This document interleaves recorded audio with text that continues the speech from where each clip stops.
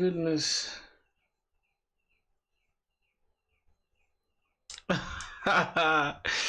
Boys, let me see what you guys are cooking. See what you guys are cooking.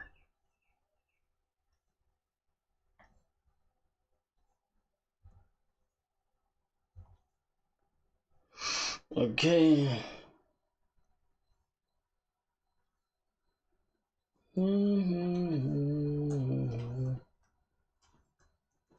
Yo, boys, just give me a second.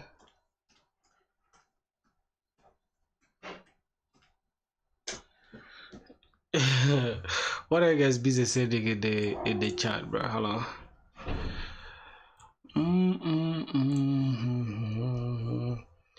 All right, let's go to full count first. Let's go to full count. Let's go to full count first. Okay. Make sure everything is fine.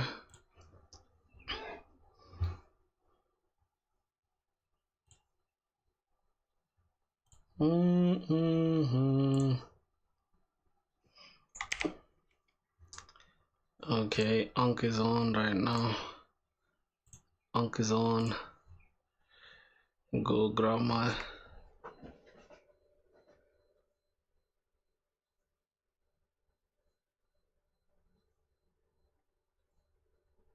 Unk.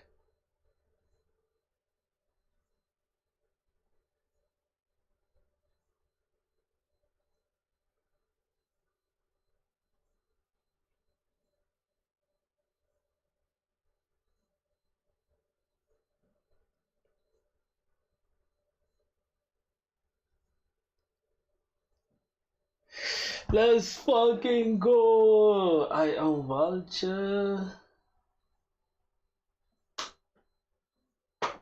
Huh?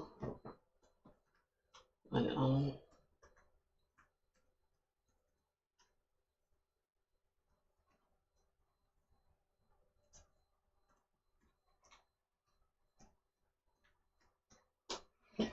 What the hell you mean I do not have it? Yo. Hold on, bro. What's good, nature, man? What's good, my brother? Oh my god, bro. Listen, I miss y'all, bro. Man, I've been gone for X months, you know. We just having fun. How was X months that side, man?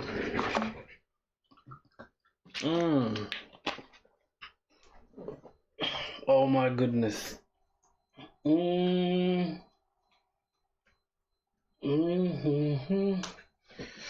my god, what's the problem? Let me see. Huh? Try another way, bro. What the hell, auntie? What the hell, y'all? Oh god.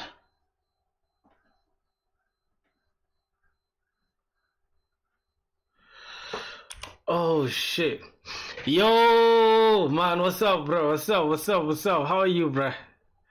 How are you doing? Let me see. Where are these niggas? What? I've tried to read you guys' messages from here, right? That's why you guys are seeing my screen here. But I think I can see them though.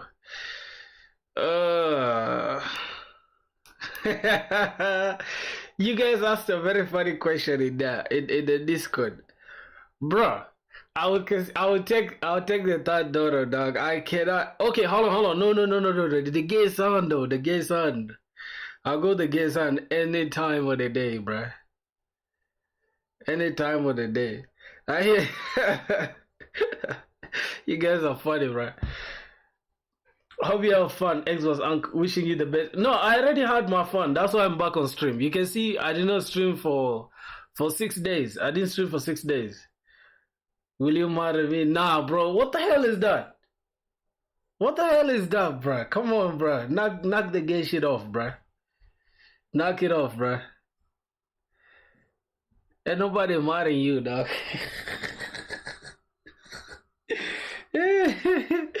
I just started a stream, bro. Can you guys give me a break? Calm down with all that gay shit. We try to have some fun, bro. Relax. Relax. Calm down. For real, bro. Why is let me ask you a question, right? Rahul, why are you advertising yourself, bro? Why are you advertising yourself? Can you calm down? Nobody's interested like that, okay? Relax, bro. Nobody wants you. Unc will only marry his. Of course, bro. Of course. Anytime, bro. Not this weird ass nigga here. Knock it off, bro. Hey boys, let me show y'all something. Hold on. Let me show y'all something. I don't know if I can. Let me show y'all something, bro. I think it's on my TikTok if I'm not mistaken. Let me show you. I know you guys don't have TikTok in India. I get it. But don't worry, I'll put you guys on game. Let me show y'all something. I want to show you, bro. I love you. Bro, shut up, bro. Shut up, bro. Shut up before you make me crash out, bro. Hey, listen. SVTH, Nietzsche, all of you guys attack this fool. Attack this Rahul guy, bro.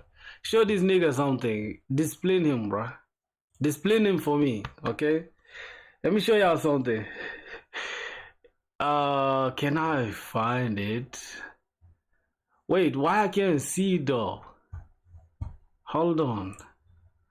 Yes, it's here. It's here. Look at the house, brother. Look at the. Hold on. Let me show you guys something. Would you guys look at that? Would you guys look at that for a second? Bro, why is not playing, bro? Y'all can't see anything? Oh, okay. Yes. It's okay, bro. You guys, you know I'm too old, bro. I cannot. Some things like, y'all see that? Y'all seeing this same room that I'm in, bro? You guys can see the same room that I'm in. You guys can see. Huh? Yeah, bro. Look at. Oh my God. Boys.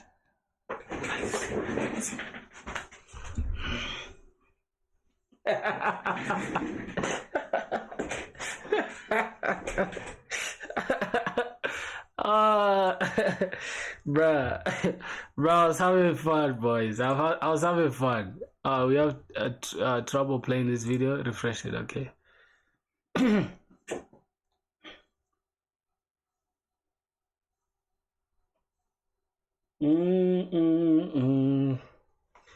Yeah, bro. So everything is going good. Everything is going good. Which other one? Do I have another one? I think I don't. Alright, that should do it, boys. I don't know why my internet is slow like that, though. I don't know why. Unc, yo, what's good, brother? How you doing, bro? Like you guys just pull up on Unc today. My boy Cloudy, what's good, Cloudy? We missed you over here, Cloudy. What's popping, brother? How's life, man? How is everything, bro? Let me hope you guys are doing great, bro. Today we're doing DSA and projects at the same time. I don't care, bro. What's the time? Right now it's 3 p.m. I do not care if we stream up to like 12 in the night, bro. I'm sitting here and I'm grinding. You feel what I'm saying? We gotta get this shit done today. What are you guys saying? Unc, do you know brother? Who's that? Hi, bro. Yo, what's good? Cloudy was good. Do you remember me? Kavinash? I think I remember you, right? Kavinash? Your name is funny. Yo, you broke up? What happened, bro?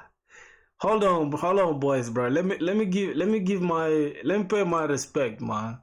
Let me pay my respect for a second, bro. What happened, man? What happened, brother? Like, what happened, man? What happened, bro? Yo, listen. Pass me. Let me handle it for you, brother. You don't have to stress. Just pass me. Let me handle it for you. Okay? I got you. Bro, can you suggest me a coding device? MacBook, go for MacBook anytime. Don't use Windows. Windows is trash. Windows is trash, bro. Y'all can see here, bro. It is too trash. You get it? Just get you a MacBook. You're better off using a MacBook. It's not alright, bro. Like, it hurts me to see my brother in pain like that. Like, come on, bro. You don't deserve that. Bro, that's crazy though, to think about it. Who's brother? Whose brother? Bumblebee, my boy. Yo, wait a minute. This my boy Bumblebee was good, bro. Bumblegum, I think. Bubblegum, whatever. Search brother. What was that? Okay, let me search for it. Brother. What's that? Bro, I'm not playing anything that has to do with Spotify. Don't get my channel down. That's Bumblegum, Bumblebee.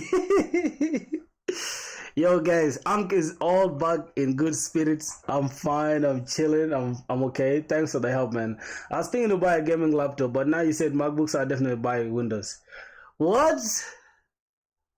What's going on with you, bruh? You so lame. Listen, here's the thing though. If you're only getting the gaming computer to just play games, then go with games, right? But 9 times out of 10, if you had to change your life, the last thing you want to be thinking about is gaming. Because as soon as you start gaming, it's so addictive. You might game for 5 hours when you could put that 5 hours in trying to change your life. You get it? So if you want to get a gaming computer, game all day, go for it. But if you want to be productive, get a MacBook. Obviously, to limit you to only productivity stuff. So that's all I'm going to say, my boy. You feel me? Let me see. I think I got a new book called Clean Code, if I'm not mistaken. Yeah, for real, bro. And here's the thing, though. This is a new concept I want us to, like, implement, right? I want us to implement a new concept where every single day we learn at least something new as far as clean code is concerned, you know. So I have a book here, Clean Code. Let me airdrop it to my MacBook. Okay, it is there on my computer. All right, so let me drop it, and then yeah, every single day, bro, we shall have to learn at least. Oh, it's already here. Okay, we shall have to learn at least a new concept of clean code at least every single day.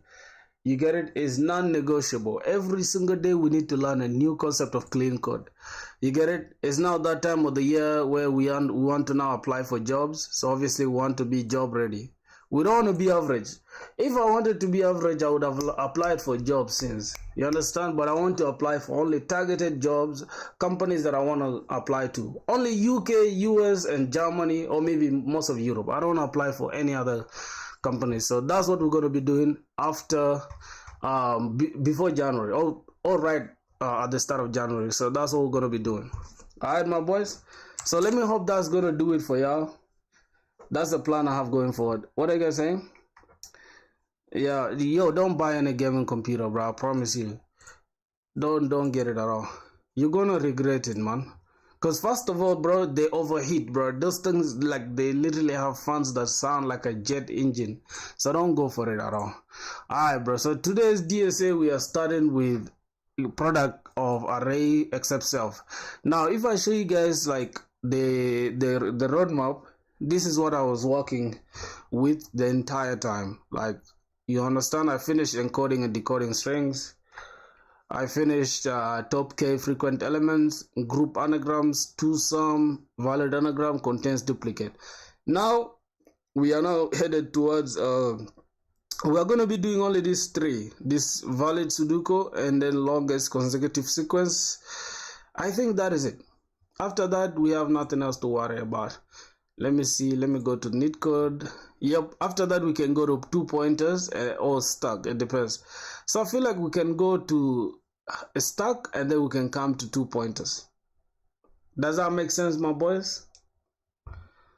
I think it does. So let's go and see what problem we need to deal with today. Is going to be product of array except self. It's super hard, I know, but hey, we just gotta do what we gotta do. Oh, so let me open this in an external link for lead code. I mean lead code, yes, not neat code. Alright, let me remove this because this is gonna confuse me. So let's keep it like this. Now we have a question. This is 238 product of array except self. Given an integer array nums, return an array answer such that answer I is equal to the product of all elements of nums except nums I. Onk, are you tired or sleepy? No. We are Charlie Cock. What's up with Charlie Cock, man? What's up with him? Is it that guy that was killed? R.I.P. to him, bro. Bro, can you give resources you do like man in 6 months? Because placement's gonna start really soon. Yeah. Speaking of placements, I don't know why everyone in India is so obsessed with Monstack. I just don't understand the hype behind it, bro. Like, here's the thing, my boys, right? I have something to tell you. If anything is saturated, that means everyone is doing it. You understand me? So don't do something that everybody else is doing, especially in this coding environment, my boys. Better stand out, man. Do something everyone is not willing to do. You get me? Oh my god. Oh, I'm satisfied. That's why. We have MongoDB, Express.js, React.js, and Node.js. I never use a single language across the entire stack. Yeah, everyone is doing this. Don't do it. Don't do it. Don't do it. Yo, what's good, Java, my boy? What's good, my brother? How are you doing, man? How are you doing? So we are going to spend 1 hour doing DSA and then 2 hours building a project. So the next project we're going to work on is going to be a chat system, the entire backend for the chat system. So that's what we're going to be doing. Yep. We're going to be building a chat system, my boys. So what the hell? Why is this shit not? This is annoying me, bro. I'm trying to fix something here, bro. I'm fine, bro. You made a startup? Share it on Discord. Let me see it. Share it on Discord. Go send it on Discord, bro.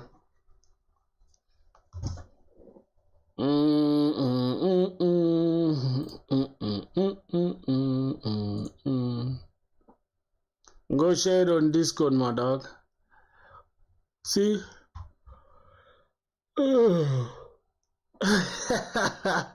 Why somebody saying ugly freak on stream?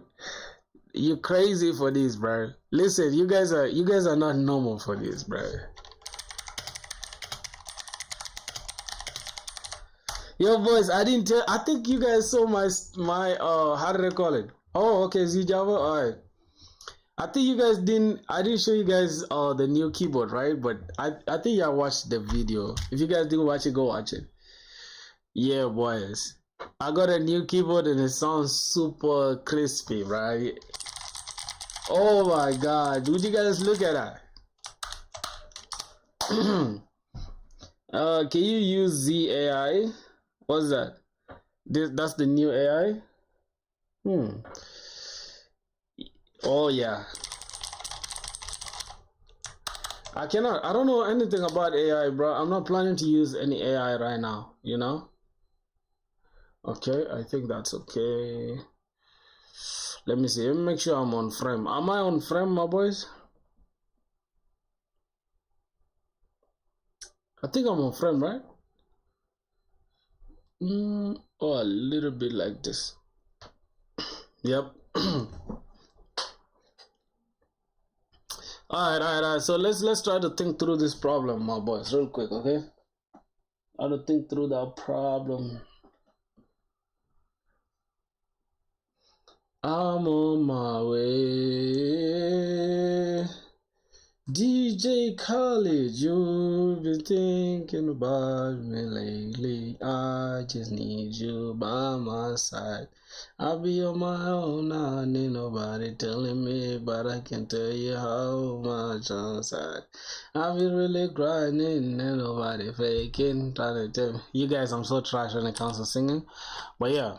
So let's try to approach this problem. Given an integer array nums, return an array answer such that answer I is equal to the product of all elements of nums except nums I.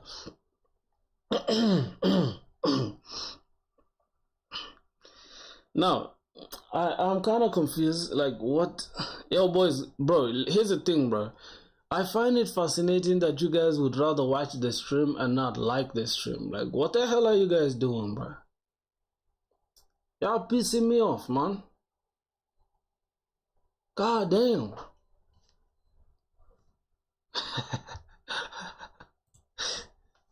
uh, it's the best medicine you first must be cured in the world.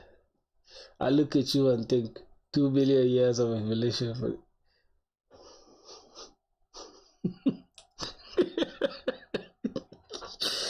bro, this Raul guy, right? If I come to India, bro, I swear to God, bro, I better not see you when I come to India, cause I'll crush you, bro. You be also weird shit. Come, bro, get the hell out, dog. Nigga funny as hell, bro. Bro, calm the fuck down, bro. Relax. Give me a break, dog. God damn. Oh my god. Give me a break, bro. I'm trying to think. I subscribed to you from... Yo, what? How is that even possible? you get your funny, man. Okay. Enough laughters, boys. But I think I have an idea, right? Because let's try to do a refresher, okay? Can we try to do this decode and encode before we can approach that question? Let's just try to solve this problem real quick. Okay, I think I've solved it with this. But we don't have it on lit code. That's why. So let me try to remove this and then try to refresh my brain with you guys on stream as well. You get it? Let me try to. We're trying to do something called a refresher, because it's always good to revise, right? It's almost like when you're doing a math problem, bro. Like, you always have to do revision, bro, even if you've passed the problem. Okay, so let's try to finish this one before we can approach this, because you can see on the roadmap, we did this. I mean, we're supposed to do the revision for this, and then we can go to this problem. I think that's it, because I already know this and this and this just with my eyes closed. You get it? If you don't get it, forget about it. So let's do a refresher real quick. Let me just walk you guys through the entire thing real quick. This encode and decode strings. I think we already know for the fact that if we're given neat code love you like this, in order for us to encode it, we shall need to get the length, which is going to be 4 characters, and after that we need a separator that is at least going to show us where the word is going to begin from its length. So now the word is neat, and then after that, that is it. Then the next word will be 4 letters as well, and it's going to be code, and between them there's a separator. We can use, now here's the thing, given the only condition is given the input, given the input does not contain, doesn't contain, given the input doesn't contain the hash symbol, right? Yep, it doesn't contain the hash symbol, so we're good to go. Now let's go to love. So love is 4 characters. We're gonna put the length, and we're gonna put the hash, and then the word love. Also the same applies to you. You is 3 words, and then we put this hash, and then we put you. I think now we have the encoded string, and that is all we have to do, right? We get this encoded string, and then we decode it here. So we're just gonna have it here and say we need to decode this string. Pass here, say okay, we need to decode this.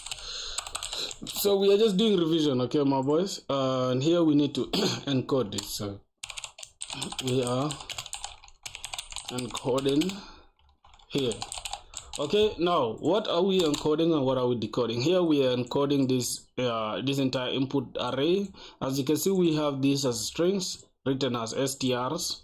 So that means in order to do that, the first thing we need to do is that we need to, I don't know how we can, I think it's something like this, and then a star, and like this. Okay, I think everything that falls here will be okay, fine. So now here, say it doesn't get burnt out from coding. No, Rahul is not an app, man. It's okay. Let's forgive him, okay, my boys. Let's not stress him. It's okay. So now the first step we need to do, we need to first find the length, right? We need to find the length of this, but then we need to create. Let's say this array. We need to first loop through this array. So we need to loop through the string array,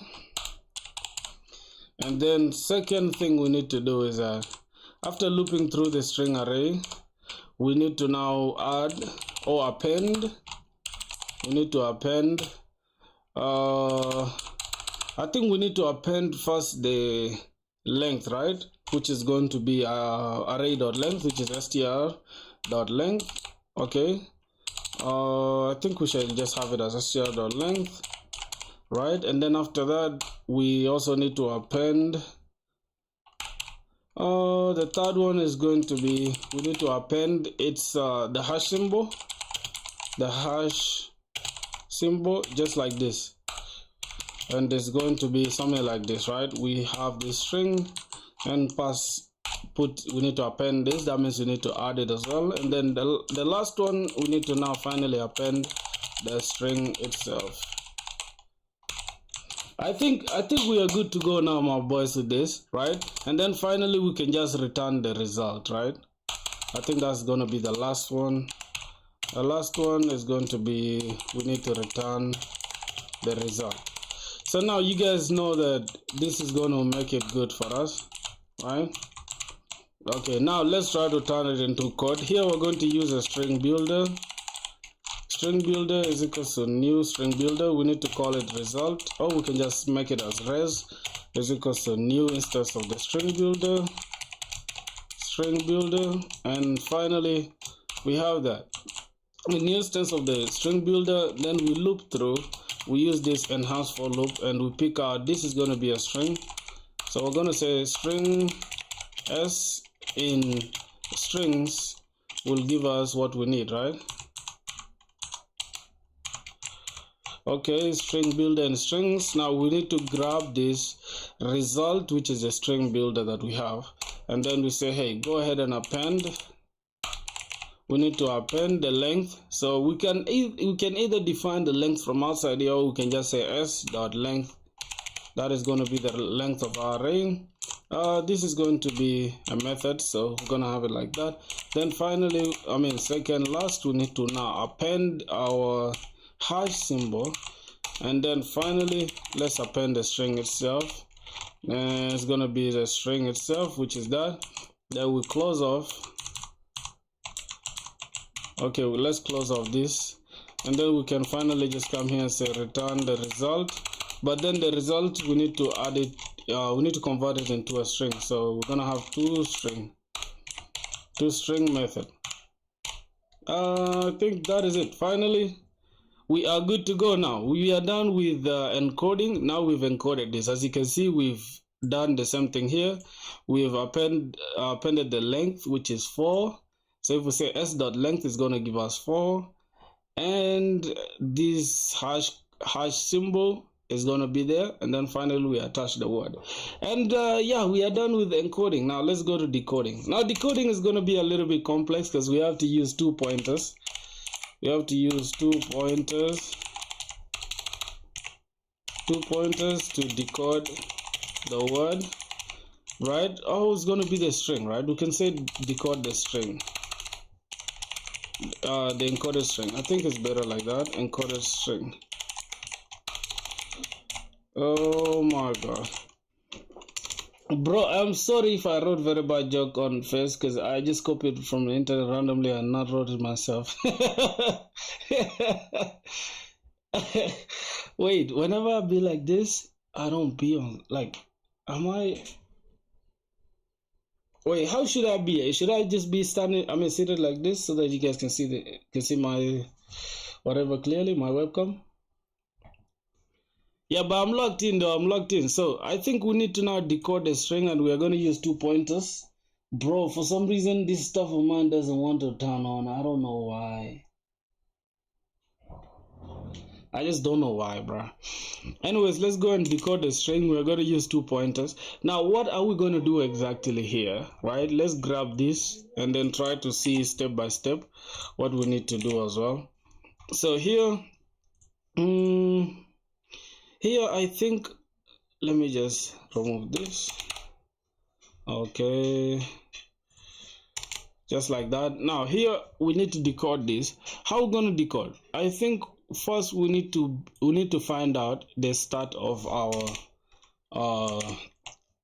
we need to find the start of our where we need to get the starting point. So starting point, that is going to be, first we need to find the position of this hash symbol, because then it will tell us where the word is beginning from. After finding the position of that, we need to now start. We also need to allocate J, right? Because J will be let's see. Okay, let's assume we have two pointers here. 1 pointer. I think I have an image representing, just explaining that stuff. If I'm not mistaken, I have an image explaining that. Yep, exactly. This is for the decoded list. Yeah, so I don't have to even do the drawing myself. I have an image explaining it. So as you guys can see here, we have the word, which is the first chunk here that we're grabbing. Its length is 4, and the delimiter is this word here starting on position 1. So that means we need to locate the position of this delimiter first, and then after that, before the delimiter will be the value, will be the length. After the delimiter will now be our word, right? And then the same applies to the rest of the words. So that's what we're gonna do. As you can see here, the same applies to this. The length is here, and then we need to extract it on this digit here. As you can see, we're extracting it from this the 5th index, right? So we have this 0, 1, and then we go to 2, 3, 4, 5, right? This is where the delimiter is supposed to be. So let's go ahead and try to do that. Clean code, we are going to read that in a second, okay? When I'm done doing this problem. So now let's look for the position first before we can even explain this in a sec. Let me go and say, hey, we need to now create a new list that is going to store what we need, right? I think this is going to be a list of strings, if I'm not mistaken. This is going to be a string list is equal to new array list. This is going to be a new array list. Okay, now this new list, now we need to say int I is going to start from 0, and then the next pointer we're going to say while, we're going to have a while loop while this is less than, right? While I is less than the string. Here we are using str, as you can see, str.length. While that is true, go ahead and now find something, and then finally we are just going to return the list here. That is what we're going to do. This list is going to be the final array that will contain the decoded words, right? Yo, Sammy, you seem to be in deep focus. Yeah, I'm locked in for real. Hey, your name is not even Sammy. Your name is Savitach. Oh my god, your name is hard, bro. First try to break it down for me, because I love to call all my friends by their names, okay? Use that word of my fans or my this, it just makes it weird. You guys are all my brothers. Alright, let's see. So we have that list, and while I starts from 0, and then while I is less than the string length, then we need to do something. Then here we need to grab this. We say int j first is equals to, where we're going to tell j. By default, all of them are going to be stuck in one place, right? Let me first open a Scarlet draw for a second. A Scarlet draw. Okay, let's go. Alright, so by default, right, this is how the entire thing will be. Let me just go grab this. I think it should be this one. Alright, I'm gonna go ahead and grab this entire thing and paste it here within a Scarlet draw. and then make it bigger so that I can explain it better and also understand it better. So by default, I is gonna start from here, which is 0 if I'm not mistaken. Let me change this to text so that I can add this 0.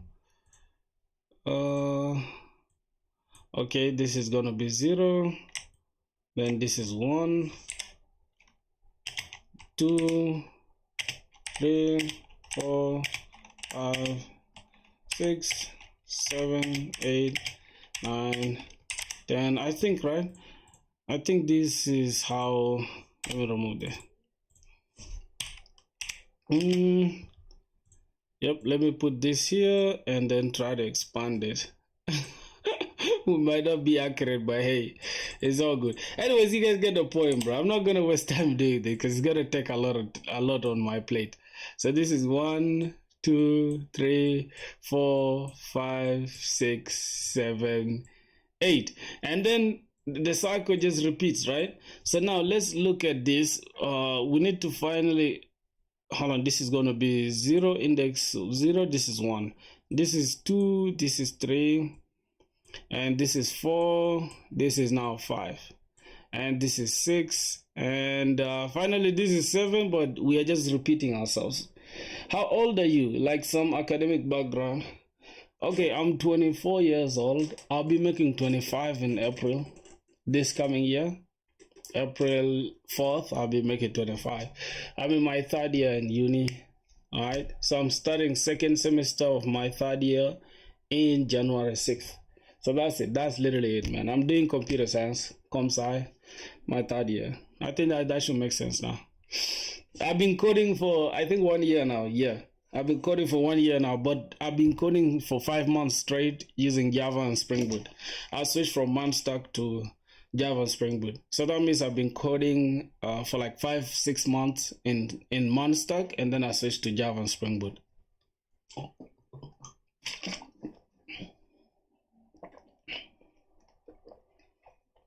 I think that makes sense now.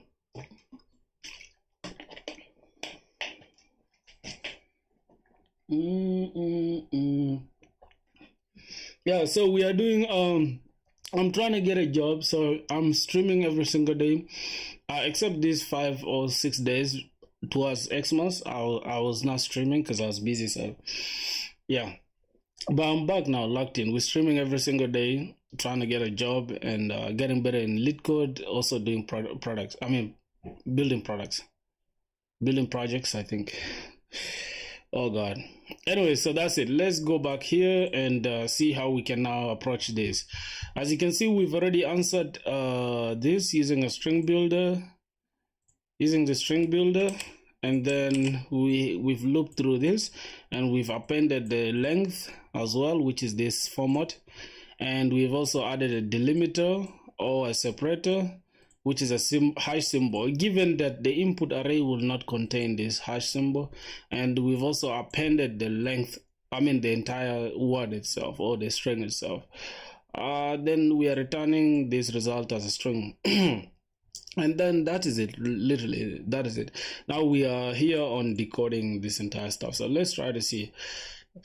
Okay, now by default, everything will start like this. I and J, these 2 pointers will start, they'll all be here, and then we're going to use J to now look for this separator. So finally J will now be I plus 1 if I'm not mistaken.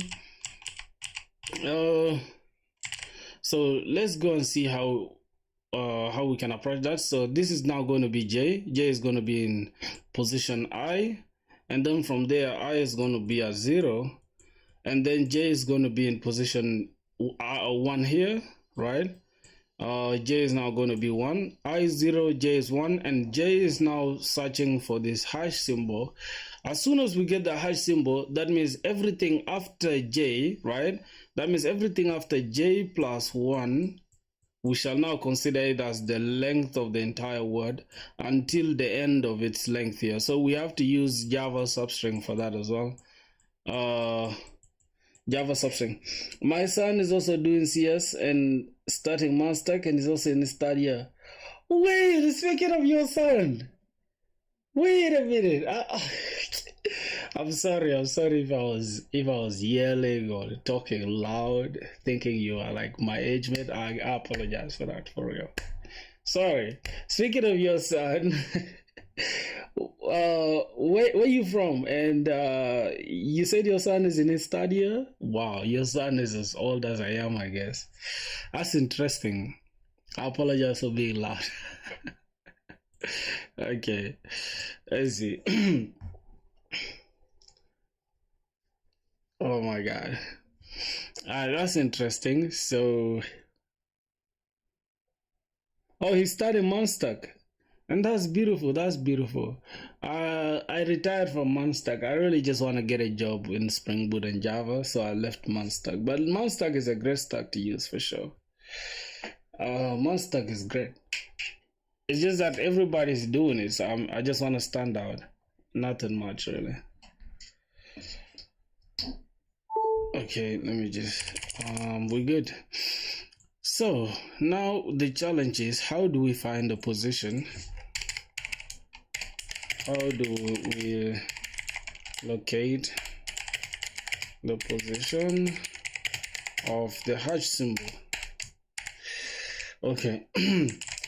So if this is true, if I is 0, that means int j will now be, first before we get j, I think we need to get the length of the word. No, but we need to get j in order to get the length of the word. So the j is now going to be index of, we need to get the string str.index of.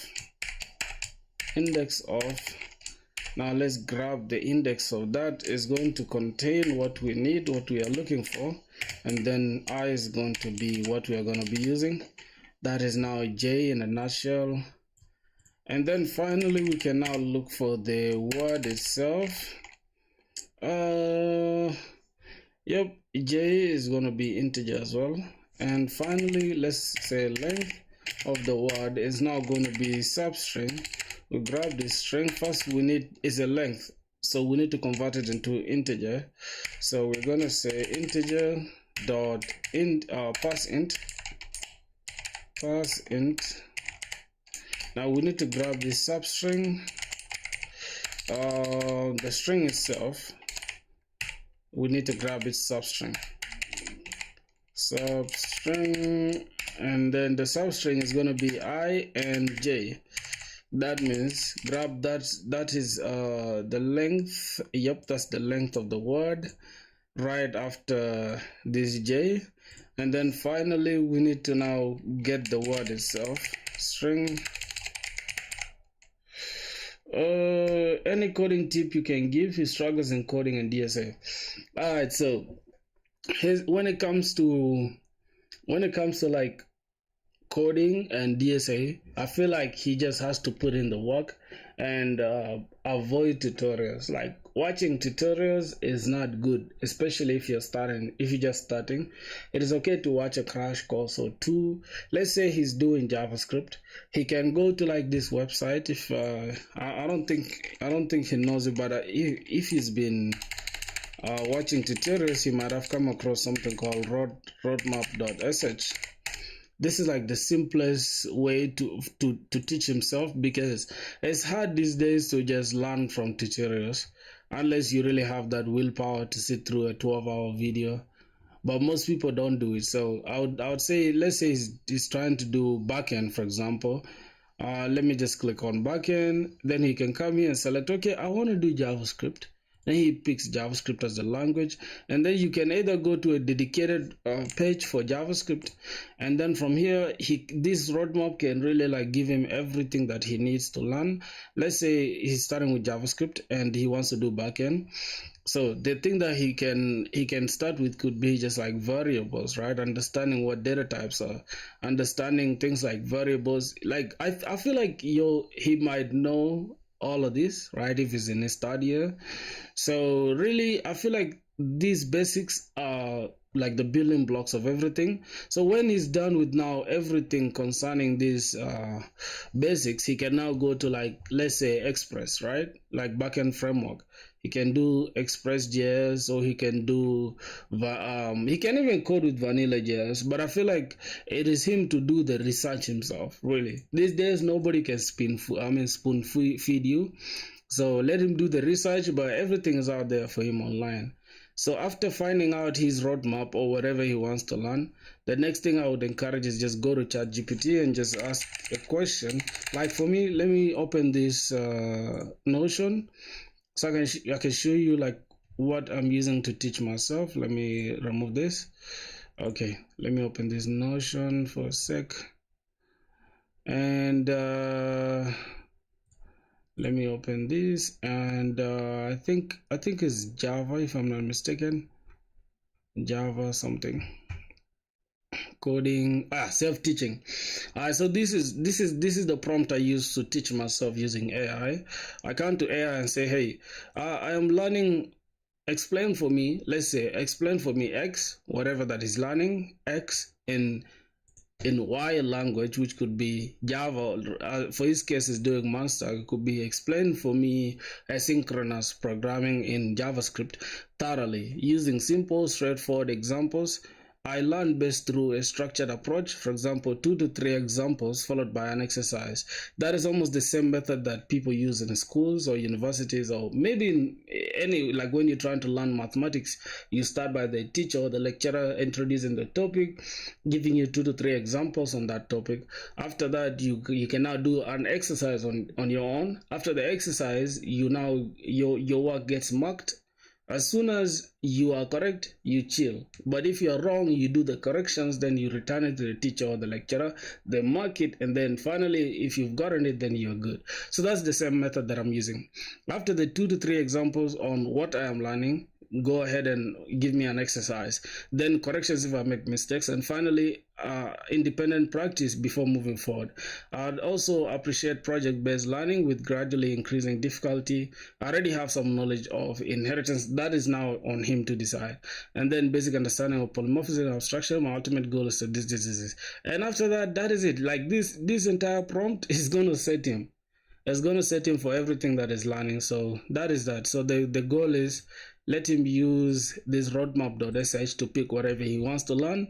After that, he goes to ChatGPT with a good prompt, and he's okay. He's good. So that's all I'm gonna say. That's all I'm gonna say for sure. All right, let me try solving this problem now. But for DSA, I'm not the best person to ask about DSA, because I'm not that very good in DSA, but I'm trying, So let him watch. I think there's Code on YouTube, Code, and yeah, that's it. Also the same thing he can do for like ChatGPT as well. So let's look for the word now. So we have J already, and then we have the length of that. Now we need to find a word. So how do we find a word? We need to pick the string str.substring, grab that, and then finally we need to now grab, say, I. J is now going to be I plus 1. That is the position of I, and then from there grab for me J plus this length, and that is going to be that word. And I think from there we just find this list dot add. We need to add this word to the list, and here we just return this list, and then we just increment. Now we just increment I is going to now be J plus 1. J plus 1. So let's try to run it and see how we did. Oh, okay, there's a problem. For string builder, okay, the string builder doesn't need this. My bad. String builder doesn't need that. Let's run that. Okay, dot length as well. I usually make these simple mistakes, so I don't know why this length is supposed to be like this. This is string dot length. Okay, fine. Let's run it again, see what's up. Okay, now we have a problem with the substring. What's going on here? Int length, integer dot pass int, then we have a string, the substring I plus j, I plus 1, that is the starting point of the word. What's going on again? Oh my Jesus Christ. Ah.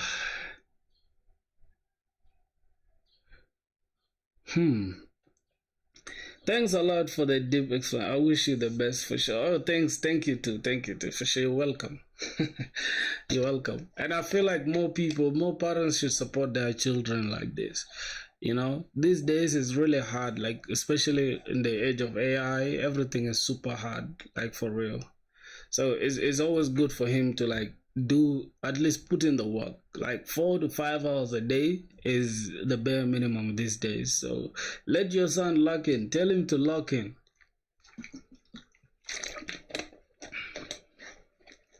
So for him, let's see. Pass int substring. Well, I have a lot of errors here. So now what I'm gonna do, I think I'll ask AI for help here, but I need to first understand why I'm getting this error. So let me first try to debug it. If I don't answer it, then I can ask AI for help. So this is the position of J, and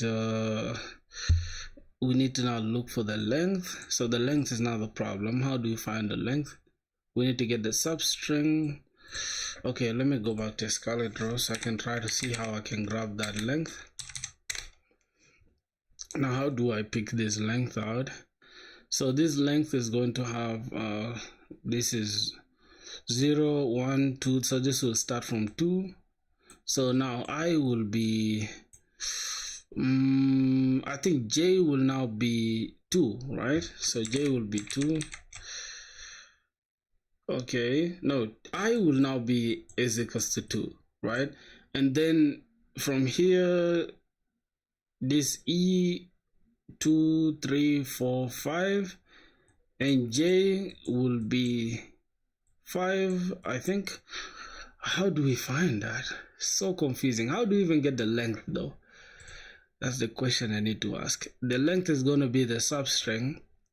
Okay, so what is the substring? How is it even going to help? Now substring is going to take the gap between y is equals to 2 and then the end of the word, but not including 5, right? So that means it's going to be j is equals to 5, but in actual sense j will be 4.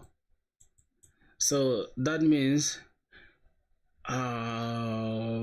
between 2 and 5, whatever is between them, I think it's 1, right? Or it's 2. Yeah, it's 2 and 5, whatever is between them will be the actual length itself. So 2 and 5, then everything in between is the length of the word. Oh my god, this is super complex, bro. Let me look at substring in Java W3 schools. Okay, let me see how that is going to help. So this is return a substring from a string. So if we have a string hello world, now we need to print out the string. The substring is going to pick out 7 and 12.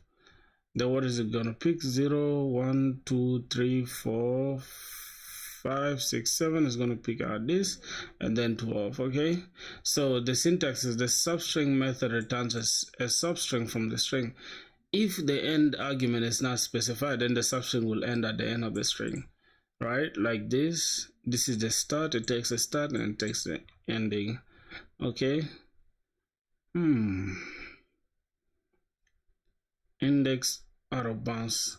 Boys, I don't know how I can approach this, so my brain has clocked out. I need to just ask AI for a simple explanation as to why we have a problem here. So I'm just gonna say, why do we have a problem here? Why do we have a problem on getting the length? All right. Hey bro, how are you? What are you doing today?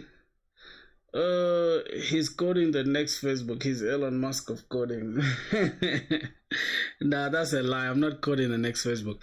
So what I'm doing is DSA, data structures and algorithms, in Java specifically, and I am coding encoded and decoded strings. Okay, encoding and decoding strings.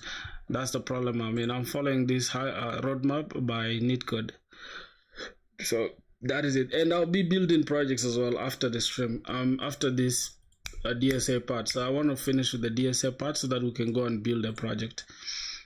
The code fails because the length uses incorrect syntax. Length is a method call that requires parentheses, causing a compilation error. Additionally, even if it's fixed, a string.index of this returns negative when no is found after the position I, making string.substring throws out of bounds. So what's now the corrected code? So the corrected code is going to be int j is equals to string.this, and then if j is equals to 1, then break.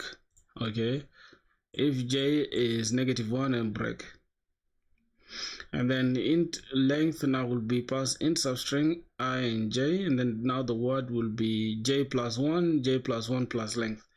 Oh, that was the only problem we had. That was the only problem we had. I don't think we need to complicate it by checking if j is equals to -1. If j is equals to -1, then we just break. I don't think we need to consider this for now, but it's all good. So here we're going to get the length as j plus 1, I mean substring of I and j, and then here the word will be j plus 1 plus, okay, j plus 1, and then this will also be j plus 1 plus the length itself. Then we add the word, and here we have j plus 1 plus the length as well, and finally that is going to run. Yeah, I think that is good, bro. We have passed it, so that's great. That's great for encoding and decoding strings. As you can see, our output is the same as what we got, right? So expected, NeetCode, and then we got that. So that's interesting. As you can see, that is encoding and decoding strings for you. Now I need to just change this explanation.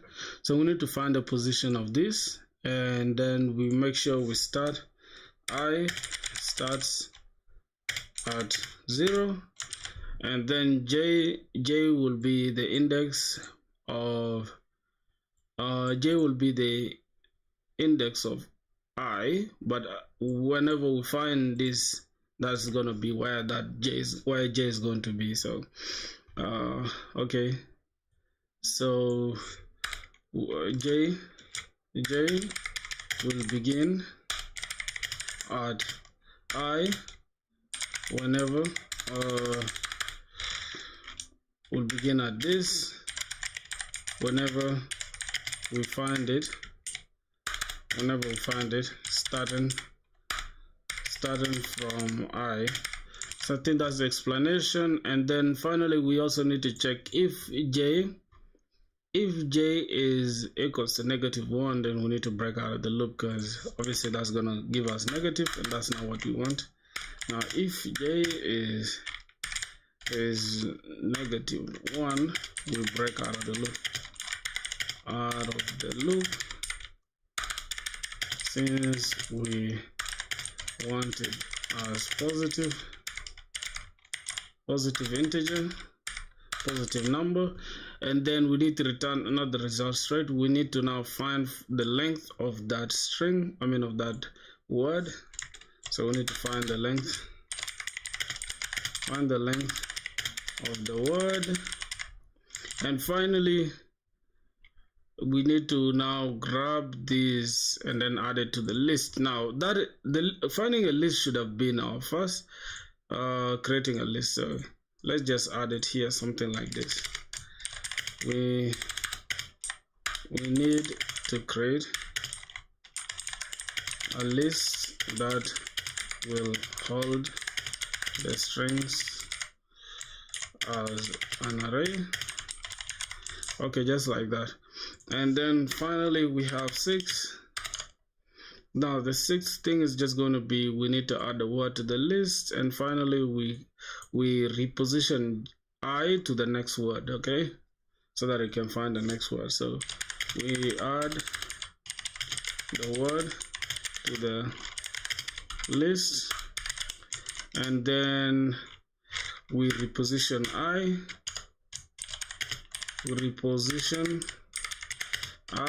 so that it can start on the next word or the next string. Let's just say the next string.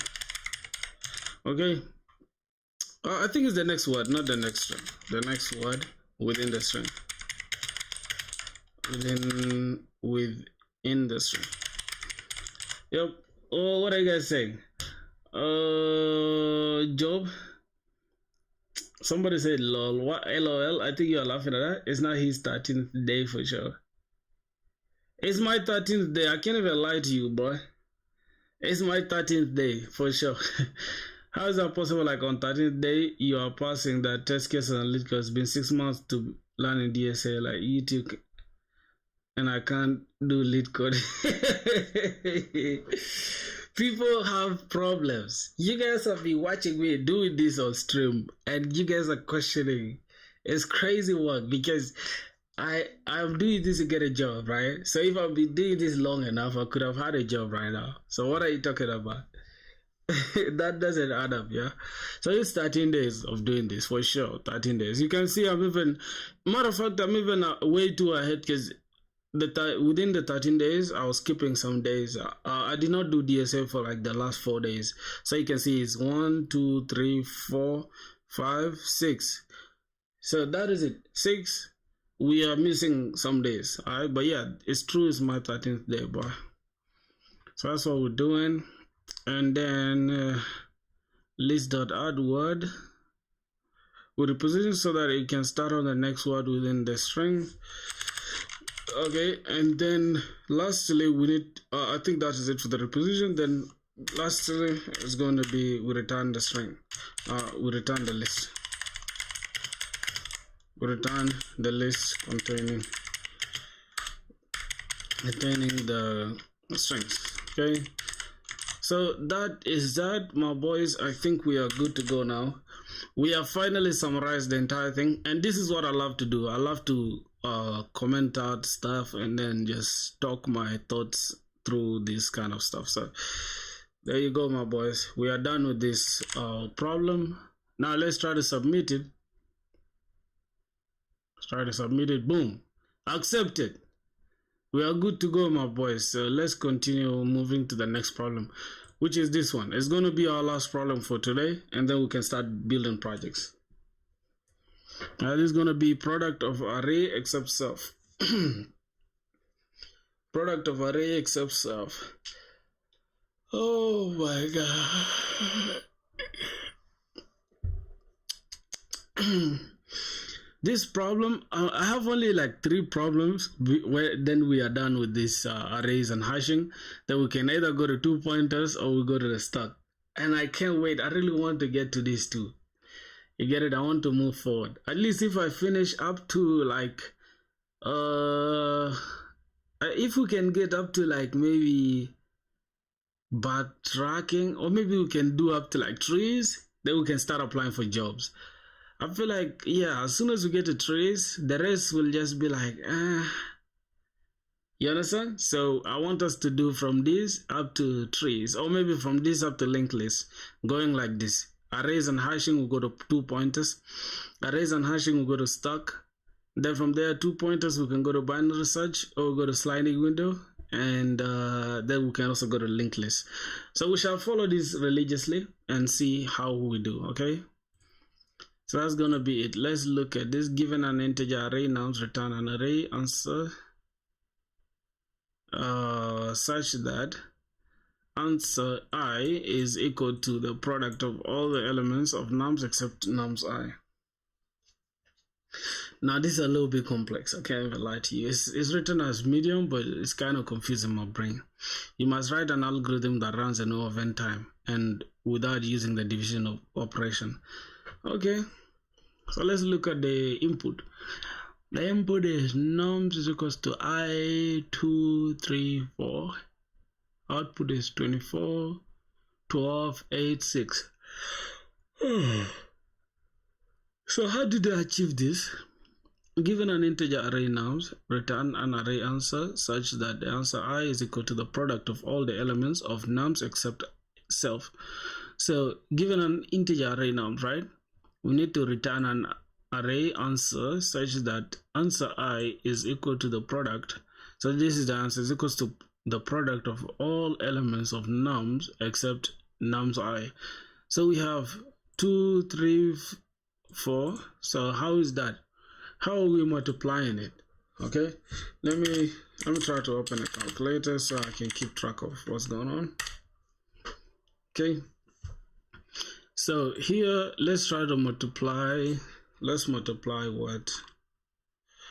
1. How do they get 24? How do they get 24? In the 32-bit integer. Okay, that's not our problem.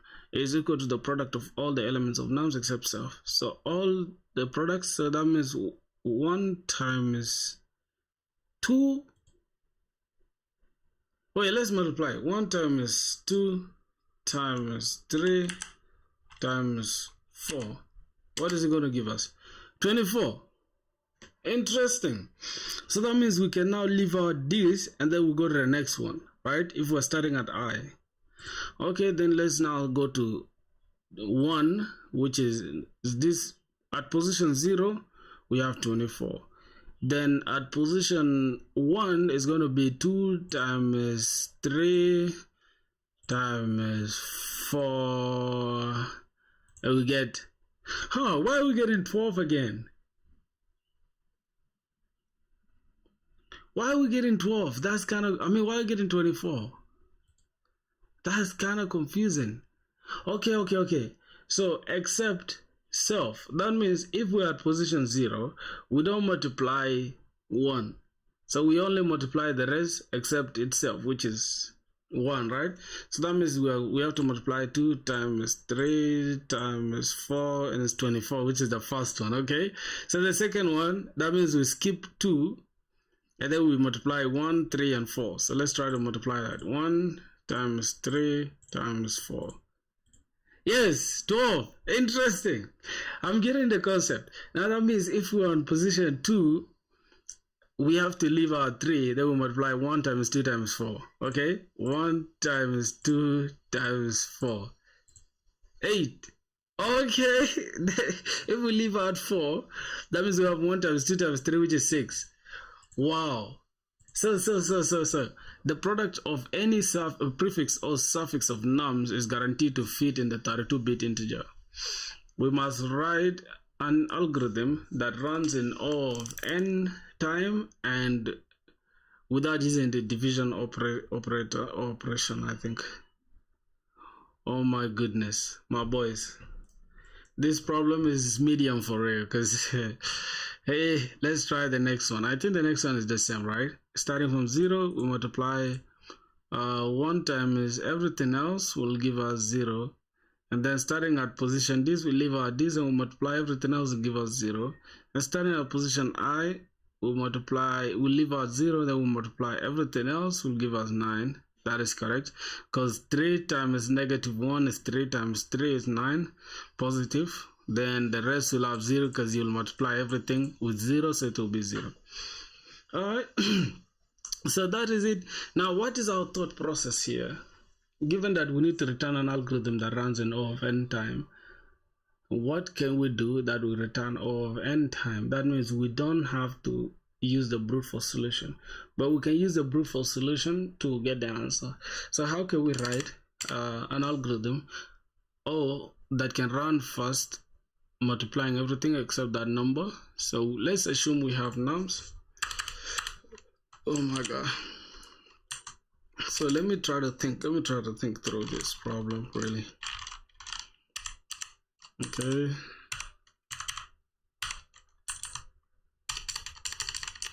Let me try to think through this problem.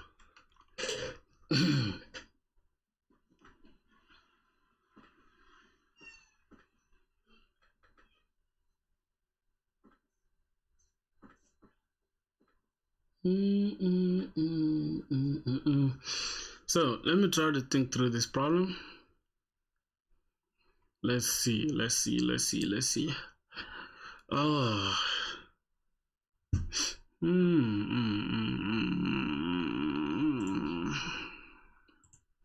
What are my boys saying?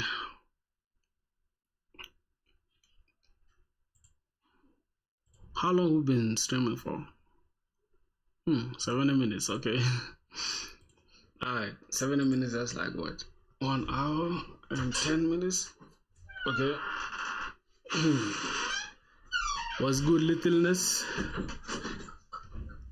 You wanna cook? Badass. Why are you so hungry, bruh?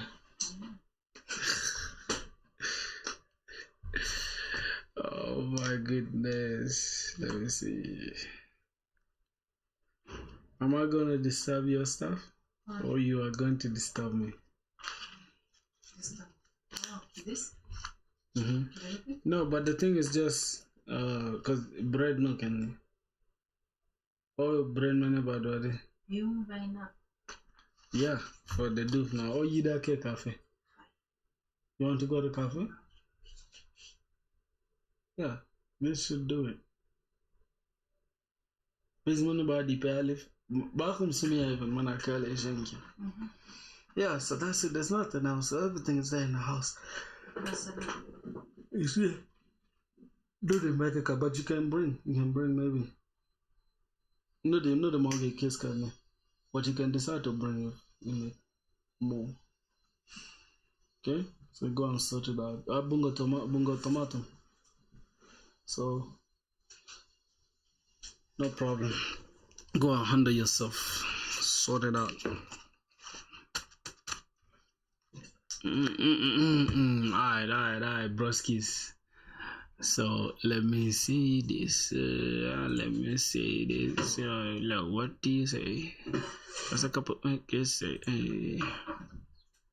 I think this can do it like this.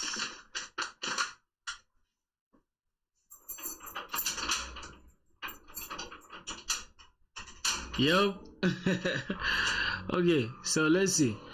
Given an integer nums, we've already understood how this is happening, but then we need to think about.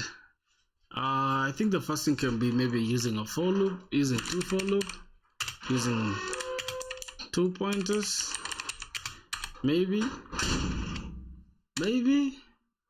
So the first pointer can look for the position of I, and then the other one can multiply. I don't know. Let's see. Or maybe we loop through the two for loop, right? So we can have one for loop that is going to keep track of, let's say, int I if it's starting at 0. Now, except self, what does that mean? So let's try to do that. I is less than nums.length. Right? Now, okay, let me first do this, right? Let me try to code this out and see what's gonna happen. For int I is 0. Oh my goodness. I is less than nums.length. Now, what's happening here? Nums.length. I think this is it. Nums.length or nums.length like this. I'm not sure. Either, I think it's like this. Nums.length and then I plus plus.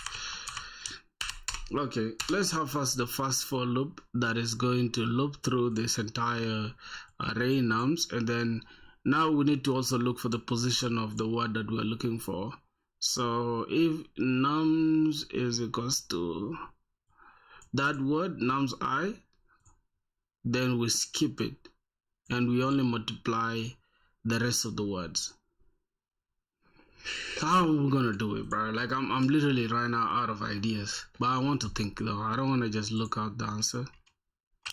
I just want to think through it. Okay, so that is the first for loop. Let me try to loop for the second time. Int j is equals to, what are we gonna do with the j now? I think J can also start from 0 because we're also trying to look for the entire thing. So the first loop can start from 0, the second one will also start from 0, and then let's see what's gonna happen. And then J should be less than nums.length.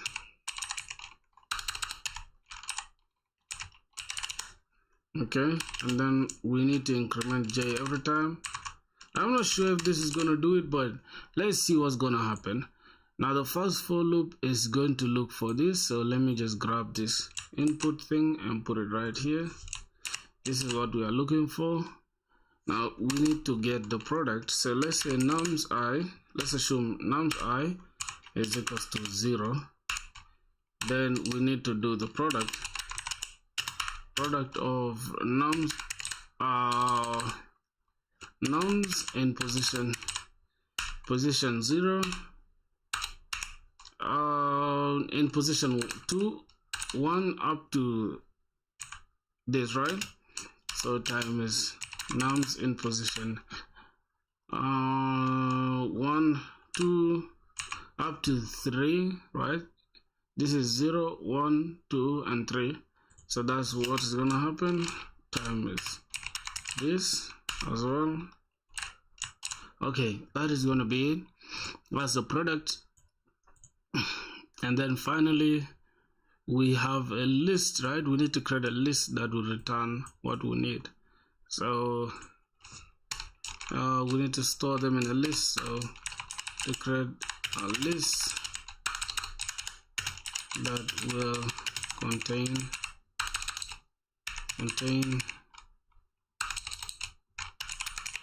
our numbers, right? So that is going to be something like that.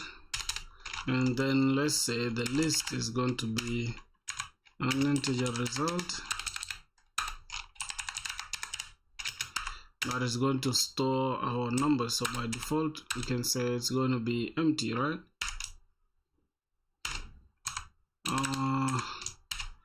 Something like this, if I'm not mistaken. Oh my goodness. So let's see. After that we return this, then we store it to the list. So let me try to create a new list like this. List that's going to take in integers. List called list is equals to a new array list. New array list, something like that. And then for every time we loop through this, we need to ignore this. So how do we ignore something? That's the question we need to ask, right? How do we ignore this from this, right? Assuming nums I is 0, go ahead and skip 0, and then let's say this is going to be step 1. Step 1 is going to be that, and then step 2, let's say step 2, if the product, right, let's also call this 1. Okay, and then after the second iteration, let's also make sure this if now this changes to 1, that's going to be the second iteration. This should change to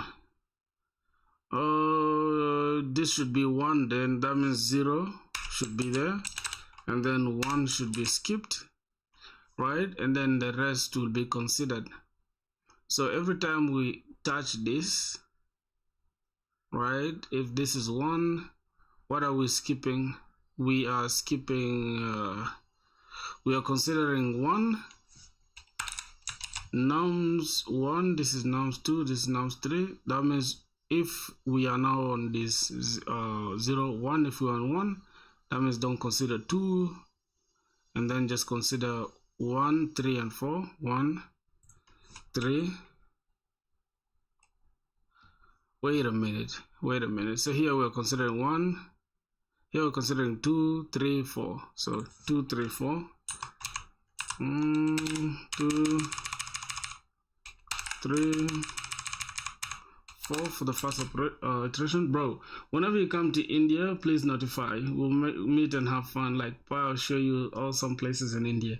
Yeah, for sure. Definitely, man. I can't wait. Obviously, bro, 80%, 70% of my audience are Indians, which is interesting, bro. So I need to come that side for sure. Okay. You gotta show me though. Like, what's your best place in India? Like, what's your best chilling place in India, bro? What's your best chilling place in India?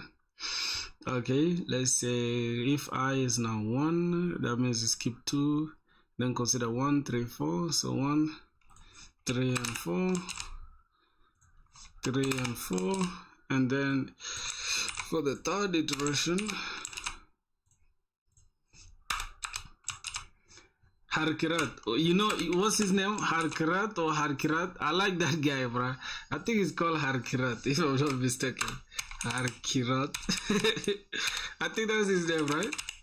Harkirat, if I'm not mistaken. I think his name is Harkirat, something like that. Yes, Harkirat Singh. This guy is some insane developer, bro. I like this guy. He's super talented, man. Super 30 class. I like this guy. Harkirat. And also, this guy is 16. This guy has a 16-year-old video. Oh my god. This guy has been grinding, bruh. 16 years in this field. Oh my god. This is insanity. Bruh. I watched some of his tutorials on Telegram. Why do you do that, bro? Why are you guys so evil like that? Why do you go to Telegram? Okay, the third iteration, let's try to break it down. Copy this. Okay, this is now gonna be 3, and then now for 3, that means we want to take 1, 2, 4, 1, 2, and 4, and then for the fourth iteration,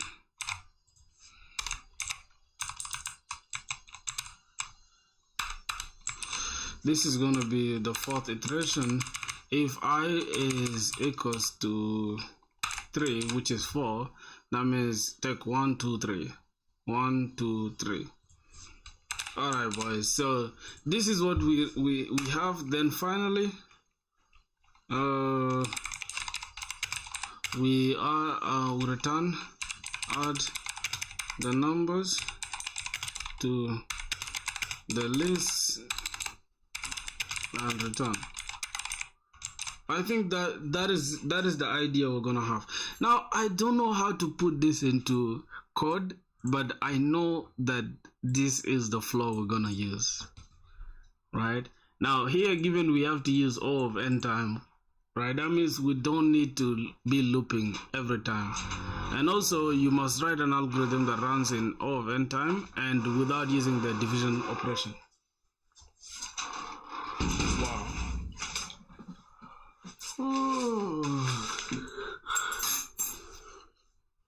Oh my god. So let's see how we're gonna approach everything. Mushi, the space mobile kifaya kahiba. Okay, that's good. Let me hope you no go get stress. You go get stress? No. Thank God.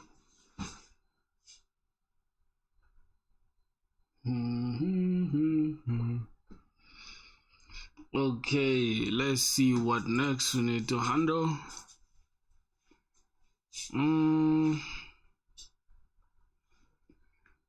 Okay, we need to add these products, right? We add the numbers to the list. We add the product. No, not the product. We add these numbers actually. Numbers that we find after the product to the list. So how are we gonna do that?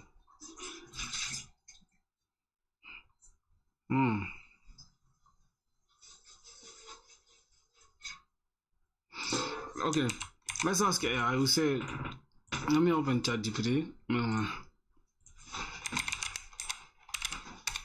open ChatGPT for a sec. Let me say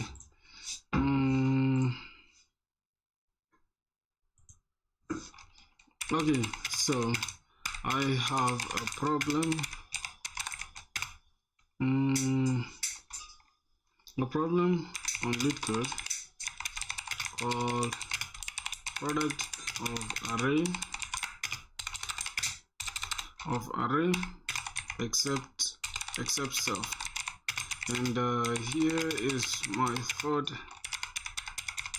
process. Except the execution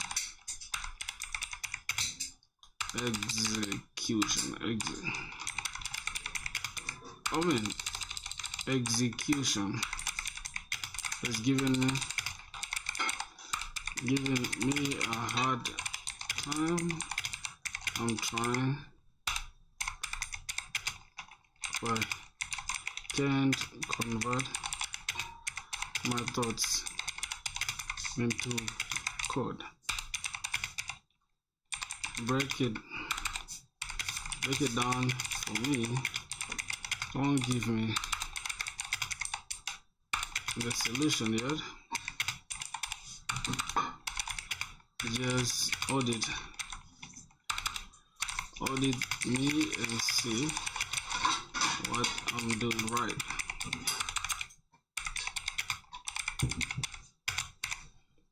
Let's see. Oh my god, that's what we're gonna do. So let's see what AI is gonna come.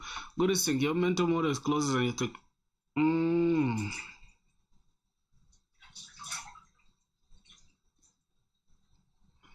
So first, what you're doing right, you correctly understand the definition of the output. For each index I, you want the product of all elements except nums I. Your examples show that clearly. That's the hardest conceptual part, and you nailed it. You also correctly smell that this is an index-based problem. That is not a stream of numbers problem. The fact that you immediately think it's in terms of I and J is good. This problem lives in array indices. You see that? Hey my guy, yo, what's good, broski? How you doing? How's life, man?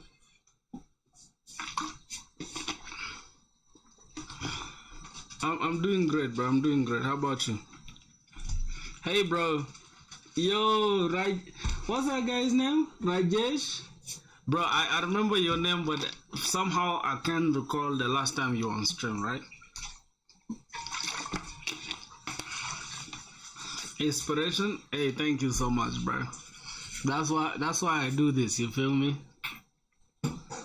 That's why I do this. I grind for all of us. Thanks, though. I've been following your stream quite a while and got to know that you're doing Java Spring Boot. Yeah, for sure. I'm doing Java and Spring Boot now, and I'm locked in. So that's the one I want to use. I am mainly a backend developer. That's my interest. I'm not really concerned or worried about the front end, but I try to do front end sometimes. So currently I'm doing DSA so that I can start applying for jobs in January. So that's my main goal now. Yeah. Alright. Okay, let's see. The problem lives in array indices. How about you? Can you give a complete roadmap for a beginner starting step into web dev, like front end plus back end and resources? Alright. Resources, right? First, in order to learn, right? Let me give you a simple roadmap. Let me open a Scarlet Draw so that I can give you a Scarlet Draw, so I can give you a simple roadmap. Now, for this roadmap, you are going to first assess yourself, right? What are you good at? Are you good at the front end or back end, right? Oh, what's your interest? Don't just go with what you're good at. Go with your interest, right? Let me open this. Go with your interest, right? So go with your interest. If you love front end, go with front end. If you love back end, go with back end. But I would encourage you to go with back end if you are just starting over. Wait, let me charge this stuff on mine. Just give me a sec.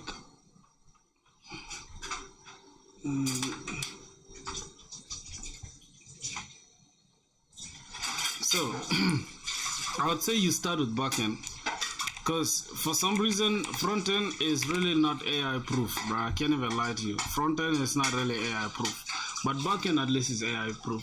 So I would ask myself, what do I need to do, backend or front end? If I say front end first, right, and I'd say, okay, for the front end, they're not really like a lot of things you need to know with the front end.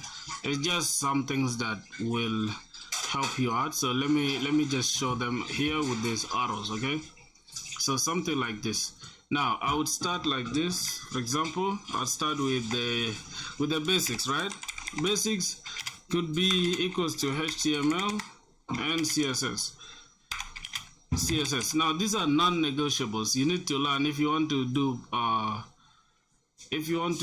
do I call it? If you want to do front end, these are things that you cannot skip. These are the basics. For basics will be HTML and CSS, and then when you upgrade from the basics, this way you now come to the language itself. This is now going to be your language. The language will be JavaScript, right? Depending on you, like, you get it, but most front end will start with JavaScript. And then here, this is where you'll have a little framework. With the framework, I would say, I think framework is like this. I don't know if that's the correct spelling, but it's okay. So here I would have a framework that is going to be just for matter of fact, let me put the framework up here, and then let me put this language here so that I can have JavaScript, and then I can add another language as well on top of JavaScript, which will be TypeScript, which is a superset of this, right? And then after that, I can now go ahead and learn a framework. Now within this framework, we're also going to have two divisions, right? We're going to have one division and then the other division here. I'll show you what these divisions are. Now, this within the framework here, I'm going to be doing anything to do with Tailwind, right? Tailwind CSS, which you are going to need greatly, right? It's also a framework of CSS, right? And then from there, I'm going to learn another framework here called React. Now, this is where this framework of React is going to encapsulate these two languages within this React, right? And then after React, you can now go and then learn the last thing, which is going to just be, let me see, can I pick this? Okay, let's go to React, and then this is going to be Next.js. Now, it seems like there's a lot of things, but it's not really that much, you get it? And then from Tailwind CSS, you can now go and also learn the last thing, which is going to be, I'll put this here. This is now going to be Shadcn UI. Now you see how everything is coming in place, right? I'll show you in a sec. Let me cancel this, and then let me grab this entire thing here. I mean, these ones, delete them. Delete. I want to delete these things here. Okay. Delete. Delete.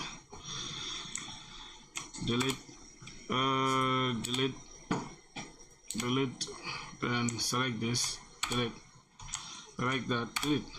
Okay, so as you can see, it seems like there's a lot of stuff that you need to know, but it's not really that much, for real. I'm just gonna say roadmap.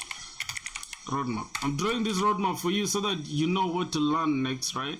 Now here, as you can see, we are starting with front end. Now front end, we are dividing it into the basics, which is going to be HTML, CSS, language, which will be JavaScript, and then the other language could be TypeScript, or we can just call them JavaScript or TypeScript. But first start with JavaScript, then you go to TypeScript. After that, you go to the framework, which is now going to contain React and Next.js, and then another framework will be Tailwind CSS and Shadcn UI. It depends now. This side, all it is super. It's optional, but really Tailwind shouldn't be optional if you are doing front end. And after framework, you go to, within the framework, you go to React, then after that, Next.js last.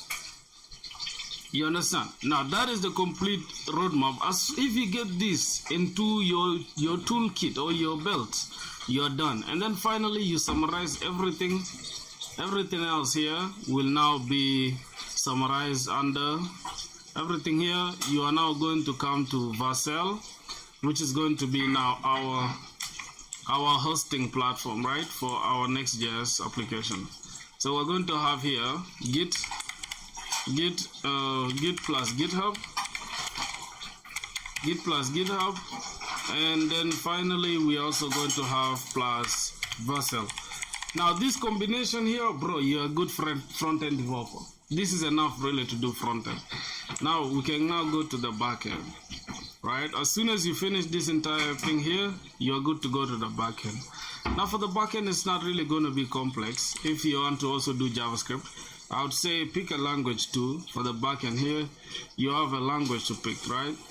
You can pick JavaScript as well. So JavaScript here, but for the backend will now be Node.js. And then after that, you are going to now go and learn a framework, which is going to be Express, right? Which is going to be Express. You're going to learn Express. And then after Express, you can now do, you need a database, obviously, for the backend. So let's go, and I would choose MongoDB or Postgres, really, or Postgres. But if you are asking me for a suggestion, I'd say pick Postgres, right? After this simple stuff, you have Node.js, Express, MongoDB or Postgres. You're gonna need an ORM, which is gonna be an object relational mapper to communicate with this Postgres or this database. So I would encourage you to, let me see, I would suggest you go with Prisma ORM. Yeah, I think there is what again? Prisma, then there is Drizzle, but just go with Prisma ORM. And then finally you need things that you'll be building these backend applications with, which is going to be, let me show you. This is now going to be our Docker plus Docker Compose. Docker plus Docker Compose, you're good to go. I think after here, you just need to learn maybe render. That is just for like, you already know Git and GitHub from frontend. You can use the same knowledge here. So Docker and Docker Compose, and then finally, you just have to know a hosting platform, right? You can use NeonDB. You can use NeonDB plus I would say Render or Railway, or you can even use your own VPS, right? You can even use your own VPS, your own hosting platform. It depends on you. Or VPS, virtual private server. It depends on you, really, my brother. So it is now upon you to decide which one you want to go with. You understand? Now look at this. If you ask me, I'd say you go with this one. This entire backend is better than this one, because for this backend, it's really easy to like see the logic behind every other application, because then you'll understand more about the logic rather than just the UI. So you just pick your own cards, right, and then see what to do. Now for resources, after you know this, it's good to switch, right? You can pick another language, which is like Java, but yeah, that's a conversation for another day. But for now, this is okay. This roadmap is fine. Now for the resources, I would say to learn JavaScript, I would go to Scrimba. To learn JavaScript, I would go to Scrimba. Scrimba, which is Scrimba for learning. I think it's scrimba.dev if I'm not mistaken. Yep. Wait, how is it? Is it other partners? They are now partners with Coursera. Other partners with Coursera? I don't know how that is possible. But let's look at this. Scrimba. Let me go to scrimba.com. Okay, I think scrimba.com, yes. So when you're on Scrimba here, you see the way Scrimba is. I didn't sign up, but it's okay. I haven't used it in a while, but if there's any new language I want to use, I always come here. So Scrimba, as you can see, there's this backend developer path. If you have the money, definitely spend it. Buy this course. But if you don't have the money, you can still use this Scrimba and go to, let's say, for example, let me go to my roadmap. Let's say I want to learn Node.js or Express.js. So I'll go to Node.js, here, as you can see, there's introduction, Learn Express. There's also, I think, Node.js somewhere, if I'm not mistaken. There's learning TypeScript as well. You can learn HTML and CSS, advanced JavaScript, front-end developer, and their style of learning. Let's say, for example, I want to do JavaScript. Their style of learning is super nice. It's super hands-on. Like, you get to code as you're watching the tutorial itself. Hey, good old buddy, old pal, and welcome to courses. Practical introduction. Well, I'm at school way of learning to code. You can code exactly together with the instructor. Only available to sign in user. Okay, let me just go with. Let me try to log in so I can show you guys. So as soon as you understood this roadmap here, as you can see, we have this roadmap, this entire thing. You need to do it, right? Follow through every single day. You can see they are very short, like 2 minutes each, 10 minutes each. It depends on what you want to do. So here, like, for example, basic mathematical operations. You see? Super hands-on. Okay, so let's return back to our count variable and learn some more advanced concepts. Which is that you let's get... say, I want to change this and do it by myself. Okay, it will pause the entire tutorial and then take you to something like this. Let's say 14. Okay, now let me run this, and then it will show me 14 in the console. Yes, 14 in the console, so it's super interactive, you understand? And if I just continue, I say discard, and then I continue actually playing, use JavaScript kind of as a continues. calculator. So this is actually super hands-on. Now, that is it for the languages that I need, like, for example, JavaScript and all that. I would use Scrimba. And after that, I would now just go to, like, building projects, really, because that's the only way you would learn anything here, is building projects. So I would build one to two projects, really. To 2 projects. I'd build 1 to 2 projects using this entire stack or using whatever that I've learned. So that is it. After you build that, use AI. Whenever you get stuck, ask AI, yo, how can I go forward from here? Learn, and that's it. Don't go to YouTube and watch YouTube tutorials. That is my take on, you guys should be okay from there. So that's it, man. Oh my God.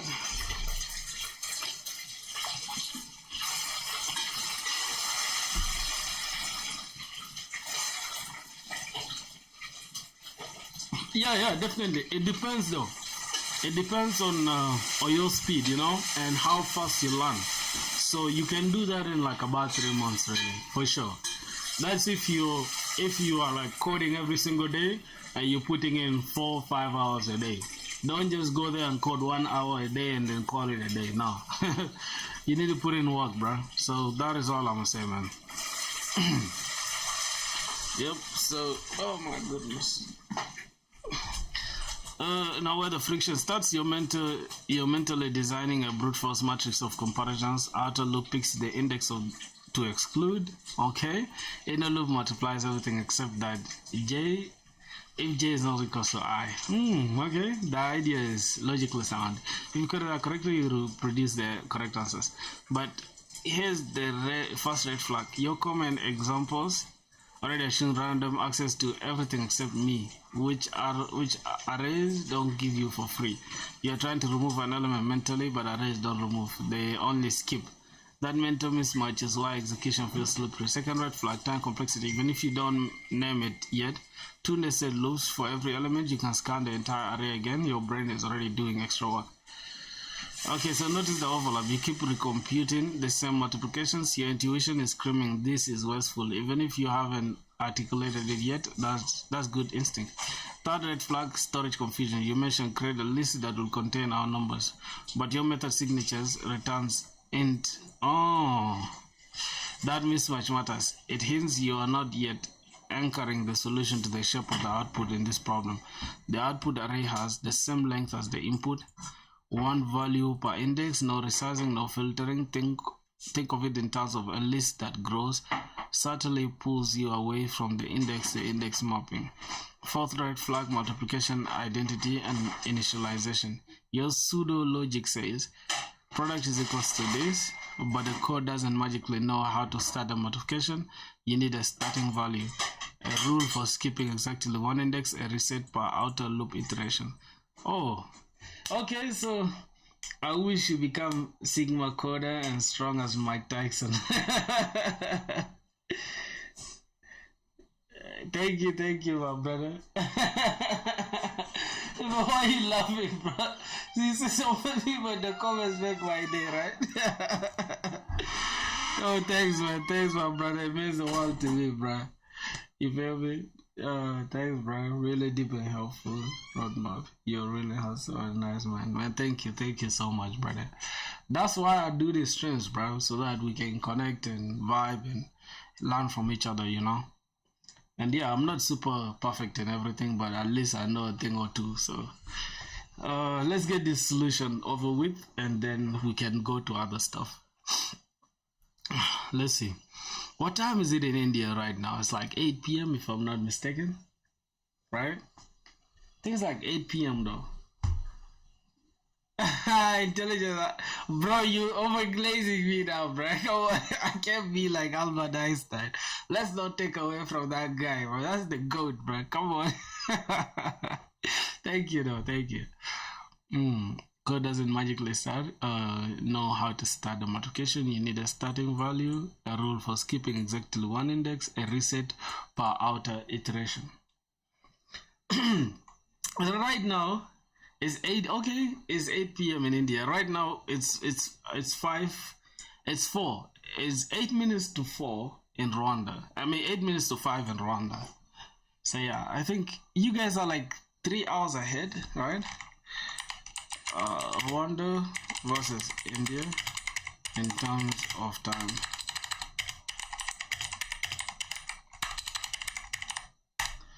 I think Rwanda versus India, 3 hours and 30 minutes ahead of Kigali. Yeah, that is true. You guys are 3 hours and 30 minutes ahead of me. Okay, a rule for skipping exactly one index, a reset per outer loop. Right now, your thoughts skip over the state management. That's normal. Beginners think in math expressions, but code things in state transitions. Big picture diagnosis. Now, we need to begin from your approach is correct in logic, inefficient in structure, hard to code because it fights the nature of arrays. You're trying to exclude one element repeatedly when the array wants you to include everything once and reuse work. That tension is key inside your circling but haven't landed yet. Next mental model, no solution, just direction. Before touching code again, ask yourself this very specific question: how many times does each number in nums need to be multiplied? Exactly once, right? How many times does each number is once? Right now your output multiplies each number many times. Yeah. Let's look at our mental model. I think this makes sense now. Right now we are multiplying 3, 3, 3. We are multiplying 2, 2. We are multiplying 4, 4. We are multiplying 1, 1. Which is... it doesn't make sense, right? Okay, let's keep going. Let's keep going, my brothers. So, right now your approach multiplies each number many times. The optimal approach multiplies each number a very small, predictable number of times. The realization is that once you step through it, the loop reorganize themselves naturally. Sit with that thought, then the code will follow. Okay, let's try to think now. So we already have this. Let's say the brute force approach will be we need a starting point for our array, right? Like in order to see how when we start looping from 1, 2, 3, 4, what if we pick out nums I is equals to this? So we need a position. Let me look at what's happening here. The correct in logic but inefficient in this. Okay, let's say I want to code it in brute force first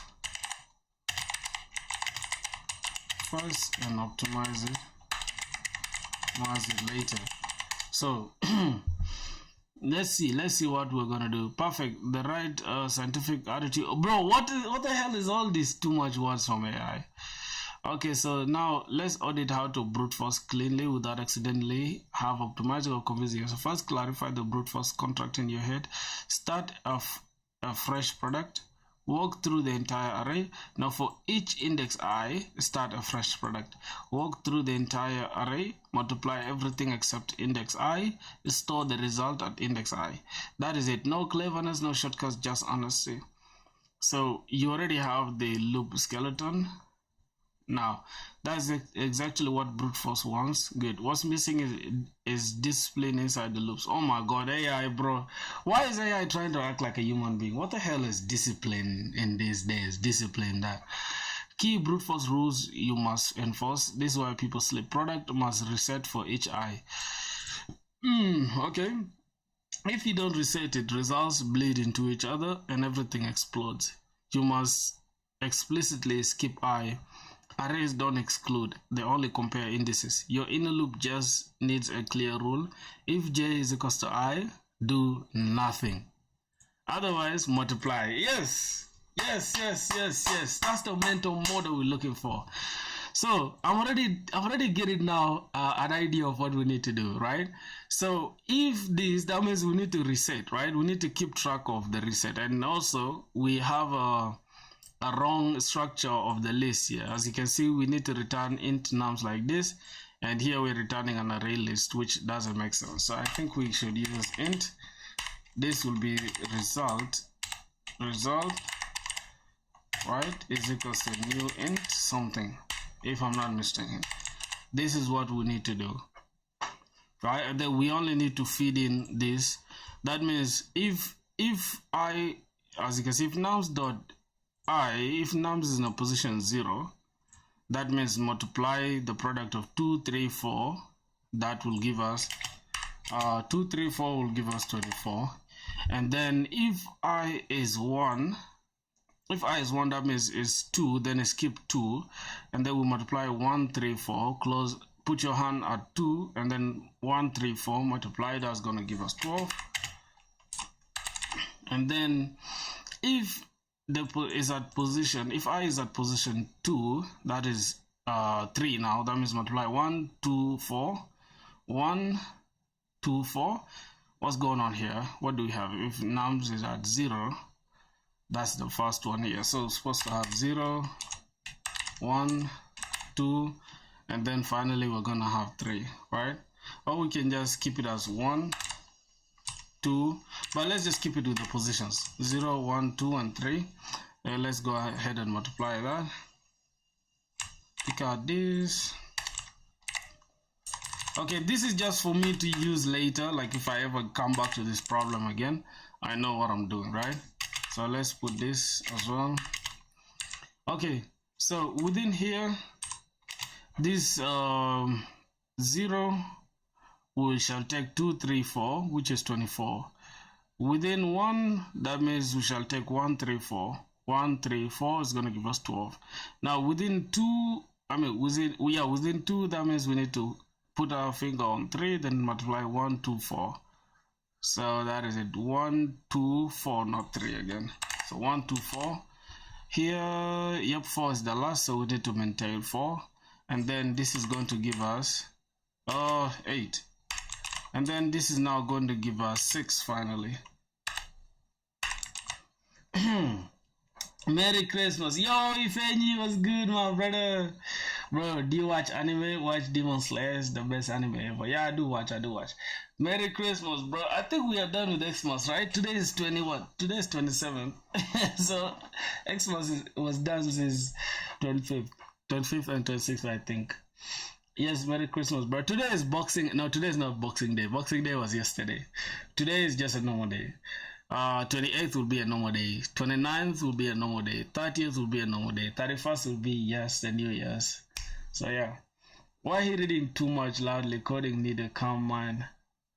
All the best, bro. This guy doesn't know that in order to, this is what you'll be doing in a job interview. You'll be speaking your thoughts out loud. And that's what I'm practicing. I don't know what you mean by coding needs a calm mind, because I'm calm. I'm not thinking too much about anything else other than what we have here. So calm down, relax, okay? Touch your soul, my brother. Calm down. We're gonna get there, all right? So now this is 6. Finally, we return. We add the numbers to the list, and then we can return. Now, as you can see, what we have here is that the brute force is that we need to reset I every time. So if we don't reset it, the result will bleed into everything else. And then we might explicitly skip I. So if j is equals to I, then don't do anything, otherwise multiply. We also need to store the results by index, not append. This is not a growing collection problem. So we need to do this for I from 0, n minus 1. Product is 1, and then j is not I, then multiply it into the product, put the product into the output I. Oh my god, this is complex, bro. So yeah, me get practice explain others in an interview. I'm doing master currently, I'm learning React. Imagine who's questioning me. Somebody doing React. My boy, you have a long time to go. Wait, I'm trying to charge my computer here. This is what I'm using to read your chats, you know. So this is actually my girlfriend's computer, it's not mine, okay? It's my girlfriend's. Okay, let me just charge it real quick. Oh my goodness. What are you guys doing, bro? In the process, you can tell me, what are you guys doing, really? What are you guys doing? I think let me just remove this background so you guys can see, like, it's my background, my brothers. Let me charge this, just give me a second.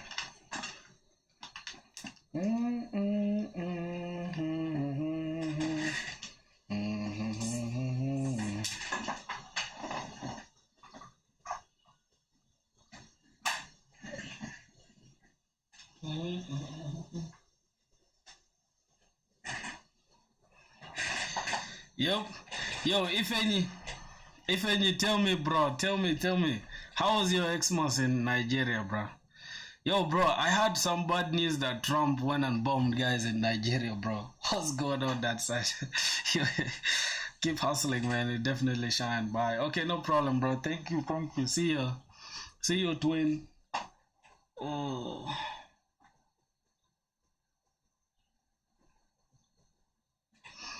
Okay. Let me try to understand now this pseudocode, okay?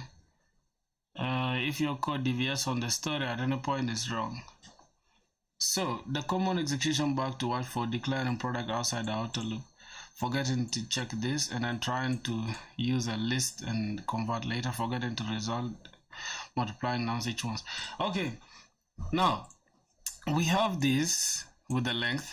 That means we need to create a product, right? And then the product is going to be here. So by definition, we have to initialize product. That's going to be int product is equals to what are we going to do with this? So by default, I think no, product should be 1. Yeah, product should be 1. Trump is making America down. No, this is not politics here. I was just wondering why he bombed people. So how did he bomb people in Nigeria? Okay, so we have this, and then we also need an if check here to see if product, if j is equals to 1. Then if j is equals to I, then we break. That means we're not gonna do anything, right? Or else then we multiply. Therefore we need to now find the product of nums I. Oh god. So if product is this. Now this is the initialization. Let's see what's going on here. Let's try to read through this. Create an outer array, same as nums. So let's follow this. Reset, you don't reset it, and then set product to 1. Yes, that's what I just did. And then if j is not I, multiply. Yeah, if j is equal to this, break, or else multiply into product. So we need to multiply into product. And how are we gonna do that? I'm confused now. So j is equals to 0, j is less than this, we multiply. So how do we multiply now the products? Product will be, let's say product is equals to product. Oh, so we just say result, right? Result is equals to product times, this is our product, which is 1, times nums. I think that is it, right? Oh God, what are we actually doing, bruh? And then let's say we return the result. That is it. Then we have what is our result? We need to create this, right? So let's say int, we have int result is equals to new int. This is gonna be nums.length. It's gonna take in nums.length, right? And then result is equals to product times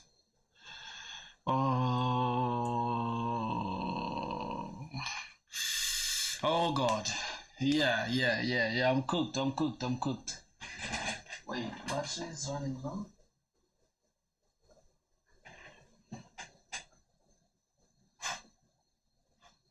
What's running low here? Okay, that's charging. Brothers, how are we gonna do this? Oh my goodness. So product is equals to 1. That means we are initializing this. And then how do we now skip? Here, if j is equals to 1, we skip. We don't just break, right? If j is equals to 1, then we break out of the loop. Else we find a product of the numbers, right? That means if product is 1 and let's say result dot add, we need to add the product. We need to add the product times the nums at position I. I think that is it. Whatever what your take on CPP, why Java, not C++? I don't know. I think I just like Java. Bro. I really don't have any answer, but I feel like Java is like is some enterprise level language, so that's why I chose it. Otherwise, C++ is faster than Java. I would have used C++. Why are you having one line space after each line? Like, any reason? I feel like I like to keep it readable and spacious because it's easier for me. You know, I always code with me coming back in mind. You understand? Or somebody else reading my code. That's why I always make sure it's spacious. But it's not really like a rule that I need to keep everything spaced like this. But I just like to keep it spaced so I can know what to do next. Let's say here return result. Now I have a problem here. I know I've done wrong, but I just want AI to audit me. So audit me here and tell me what you think. Again, your pseudo code explanation is kinda complex. Try to always make it easier for me to understand. Okay, let's go. My brothers, good thing this is much clearer. You're 80% there. The remaining 20% are a few concrete execution mistakes, not an understanding of the problem. I'll keep this very simple and very grounded in what your code is doing. First, the big thing you're doing right. You fix the most important brute force idea. You reset the product is equals to 1 inside the outer loop. That's correct. That alone tells you now you understand. One product per index. Correct? Okay, that's a big win. Now let's audit what's breaking the execution. You switch from thinking list to array, good, but your brain didn't fully switch. You correctly created the result, okay, but later you do result.add, which is wrong. Arrays don't have .add. That method only exists on lists. Mentally, arrays are boxes with fixed positions. You don't add, you assign by index. Oh, so we are supposed to have a for loop that takes in these indices, and we already have a for loop here. So I think, how do we add elements to arrays? I'm kind of forgetting my basics, right? Let me open W3 schools. Bro, this is why basics is important, bro. Let me go to Java. Let me go to my arrays. I can't believe this is so embarrassing, bro. Let me go to arrays. Data structures. Do we have arrays here? Why I can't see arrays, dog? Okay, strings, arrays, good. How do you add elements to the array? Cars at 0, okay, you just use the index. No, I think it's array something. How do you add elements to the array? Wow. It's really hard in the age of AI. Like, think of time 10 years ago, how cool it was. Like, you know, basic coding and stuff, and 6-figure salary. You're right, bro. You are too right, bro. Right now it has become super hard to even get a job. I'm telling you, the knowledge that I have right now, 10 years ago I would have been a CEO of some big company. Like, honestly, no cap, bro. But man, you gotta know the world in order to get a coding interview, let alone a job. Okay, so we look through this and then get these numbers at I, but how do we add numbers to the array? Sums, or look through the array and add each element to the sum. So we just need to say sum plus numbers. Okay. This is what we do. Int sum is equals to 0, starts with 0, and then look through everything and then add these numbers to the array, to this sum, and then sum will give us that plus numbers at I. This is confusing. This is confusing. It's okay. Let's just keep going back. Let's see. You don't add, you assign by index. So every time you think add to result, translate it to put this value at the index I. You're multiplying the wrong thing. The core logic back, result.add product times this. Okay, the two problems: you never update the product. You're multiplying by nums I, the number you're supposed to exclude. What your brain meant, multiply the current product by the number at j. What your code actually does, ignores the product forever and keep touching nums I. So mental rule, I is equals to index we are excluding, j is index we are multiplying. If you are using the inner loop, j is the star of the show, not I. So if j is equals to I, blocks are fine, but only if the else system is correct, the part is conceptually okay. So if this else is what we need to work on. The skipping works when j is equals to I, exactly what brute force needs. So now the command still thinks in the removed arrays. What else do we need? So simple mental model also just what starts with product I. Look at every number, ignore that position at I, multiply others, put the final product to this, result at I is equals to this. Okay, I think that is it. So we just need to multiply it now, and we're just gonna say, let me say if this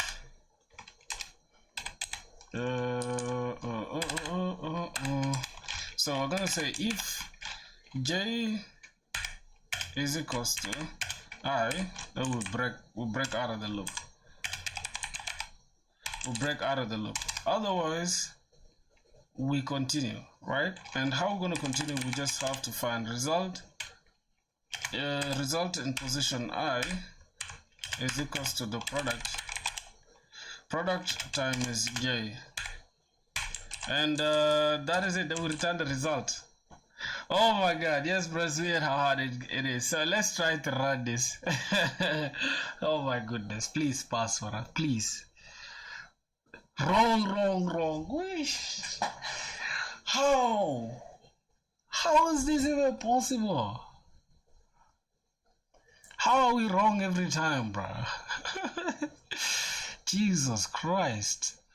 For J, we are wrong. Okay, let's send this and say, okay, this is, okay, check this out. You guys can see, right? I could have easily gotten the answer from AI, but I'm struggling to get the answer. You know why? Because I want to also think with AI, not just get and copy the answer. Nice traders, I'll be blunt and simple. What you fix, good moves. You stopped using add on the array. You now assign with the result. You correctly reset product is equals to 1 for each I. Structurally, this is how real brute force attempt goes. Now, the problem is here. Break is not what you want. Break means stop the entire inner loop right now, but your intent is keep just that one line. And keep going. So what actually happens is that J reaches I, the inner loop ends early. You never multiply elements after I. Okay.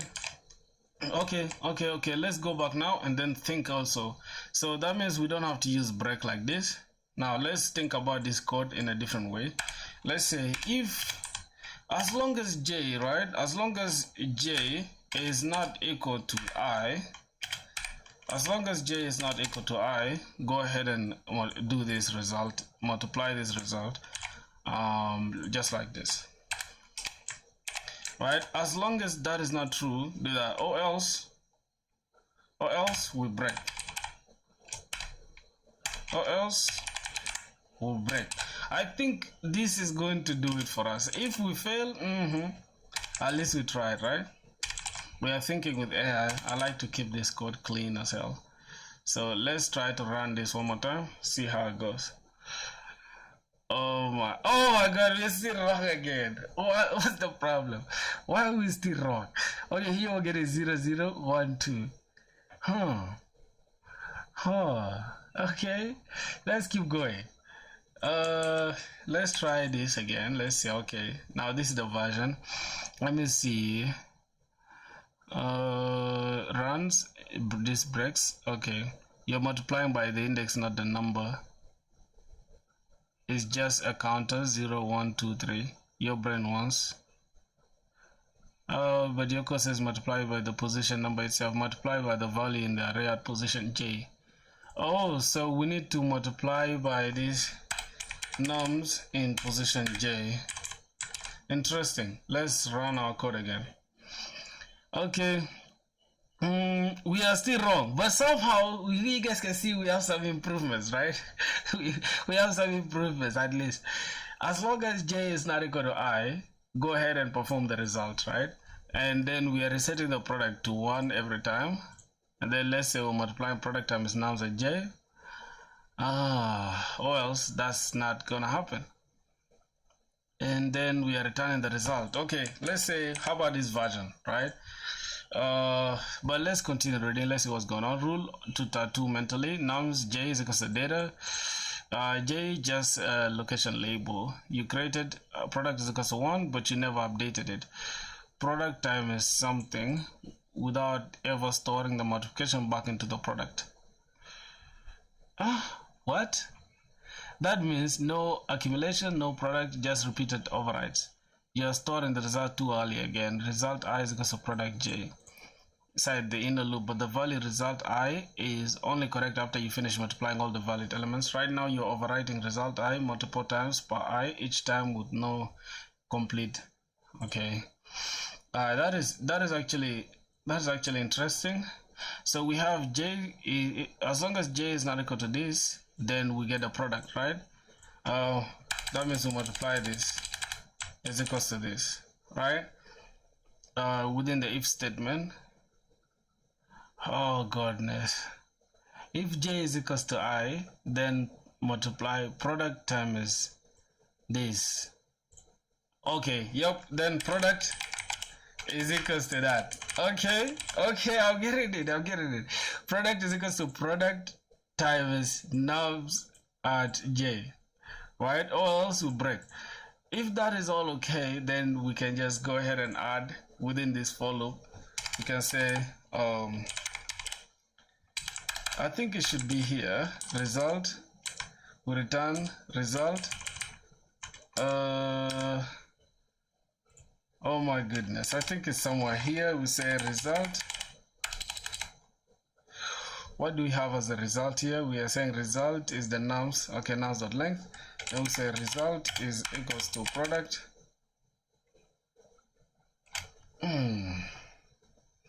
Now let's try this version. And why are we returning result here? We are not storing result anywhere. Okay, so bro, just watch this video, just 10 minutes. Yes, bro. Which one? You'll be shocked. Okay, what's that? You know YouTube cannot allow you to send links here, right? YouTube cannot allow you to send links here, so just send it to Discord. Send it to Discord. Let me see it. By the way, you guys, if you haven't joined the Discord, I humbly invite you, okay, to the Discord server. So I'm going to take let me see, I just want to stretch myself. I'm gonna go grab this. This is the Discord server. Join the Discord server, my boys. Pin the okay, it's there. Join the Discord server, the link is up there. So just give me a sec. Let me stretch myself a little bit. Oh my god. Oh my god. Oh shit.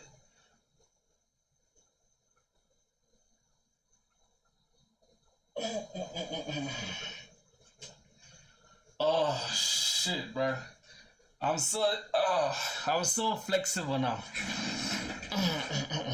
Boom, boom, boom, boom. Go ahead and subscribe, bro. Like, do whatever you wanna do. We stream every single day on YouTube, and yeah, until we get a job. You feel me? So, all right. Type William Lin and watch his most popular video. Let me see. You mean on YouTube?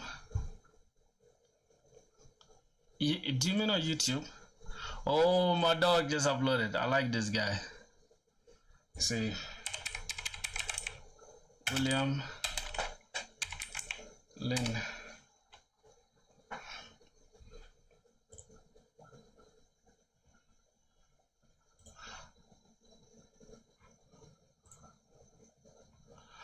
Yo! How's this video 10 million views and I've never seen it, bro? Winning Google Kickstarter. Doing Google Kickstart randomly today. What's that? What is he doing? Result is just greedy, just pick the smallest houses to buy.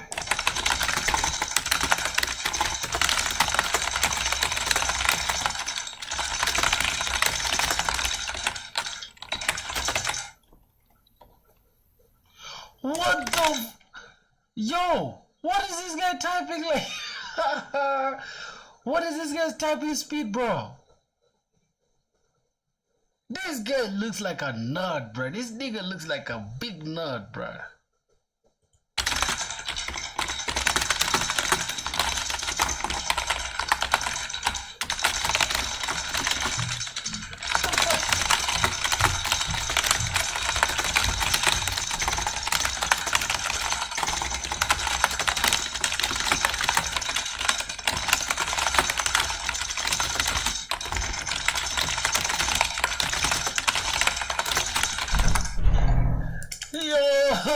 What the I'm done coding, bro. People are sweating this stuff out. What the hell is this? I feel like, is he even thinking? I don't think this guy is thinking through what he's writing. He's just typing anything at this point. Oh, I have to output this. Oh my god, this guy is...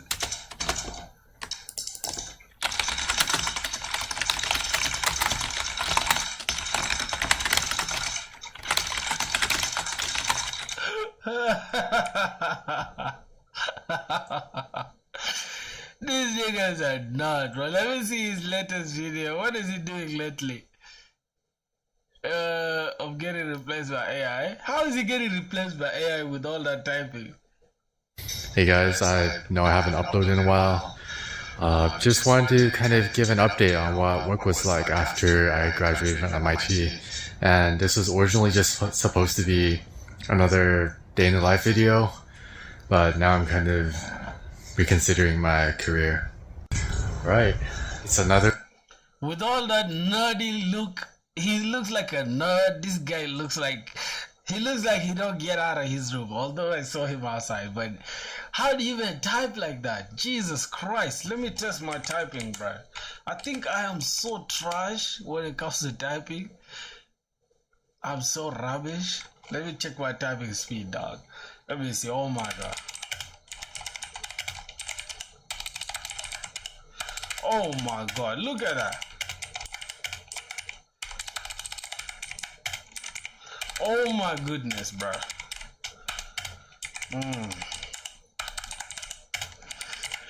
Bro. Oh my god, bro. I'm so trash. Oh, Jesus Christ. Nah. I gotta give up.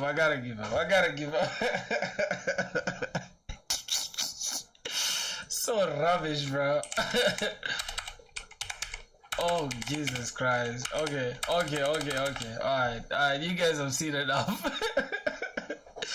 I'm so trash, bro. Jesus Christ.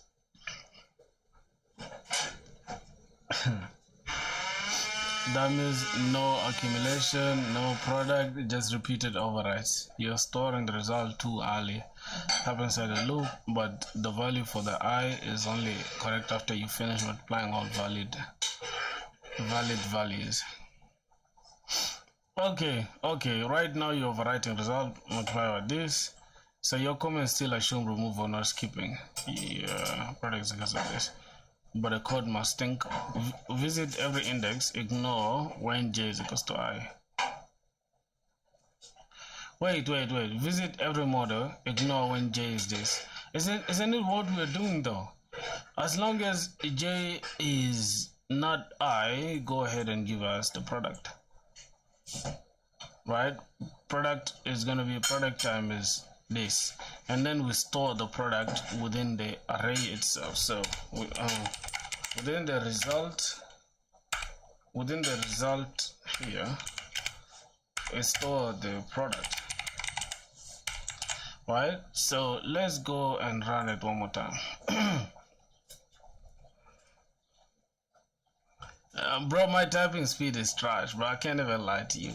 Like on a good day, I reach 40 words per minute. On a bad day, maybe 20, maybe 30, I think. 29, 30 there. It's okay, bro.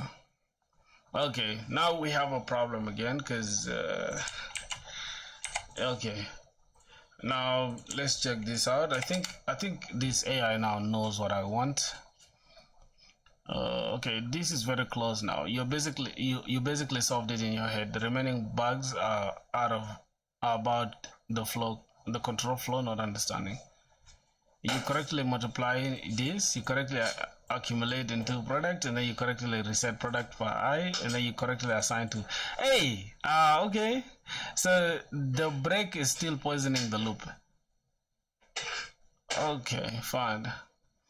Let's translate this literally. If j equals I, stop looping entirely. But your goal is, if j equals I, skip it and keep looping. Right now, for every I, the loop dies the moment it hits I. Now it's equals to I, this. Multiply, break, never runs at all. So you are missing all the elements after I. The mental rule is break, abandon the loop, continue, ignore this. So, okay. So how should we do it now? How should we do it? Okay, just give me the correct code, bro. Correct my code. Let's see. Here you correct brute force. Okay. So okay, we just continue from here. If j is equals to I, then continue, and then skip the current index. Okay. J is equals to I, continue. and then product is equals to this, accumulate the product. And then finally we say product is equals to this, store after the inner loop finishes. That is just that, bro. Like, our problem wasn't even this entire thing here. So we can say here, as long as j is equals to this, then break, or we can use continue here, right? Or else multiply this. So let's just save ourselves the hassle. Then we can remove this entire else statement, and we'll leave this product. Let's grab this out, then have that there, and then we change this product statement, right? If j is equals to I, and we continue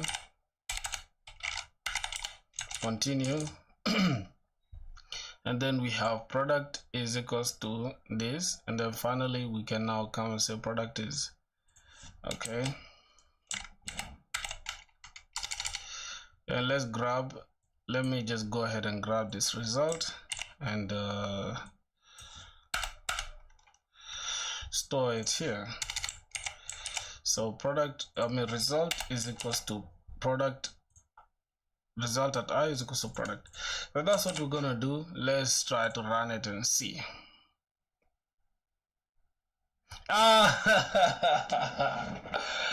Jesus, this was after hustle. This was after hustle, and we've got it.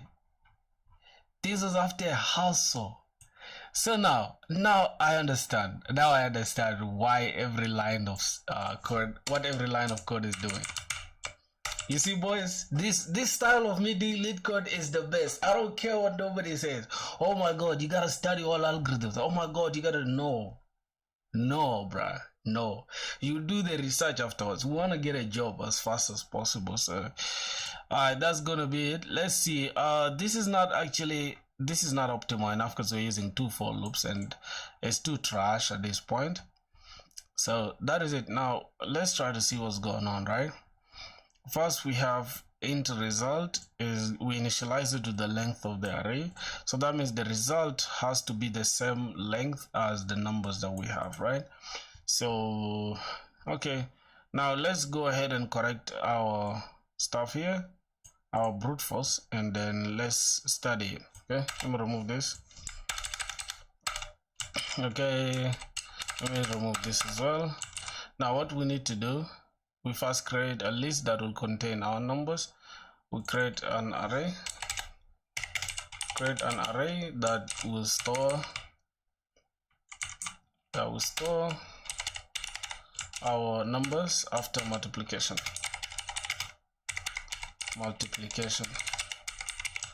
Okay, so int this is equals to result, new int, but the array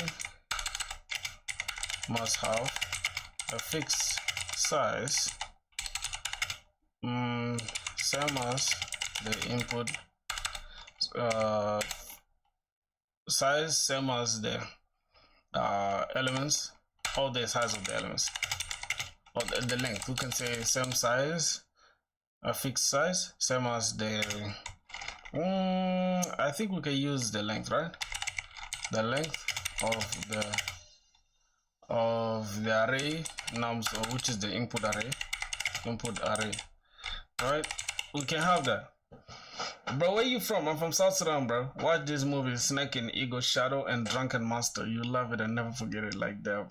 Yeah, I've watched Drunken Master.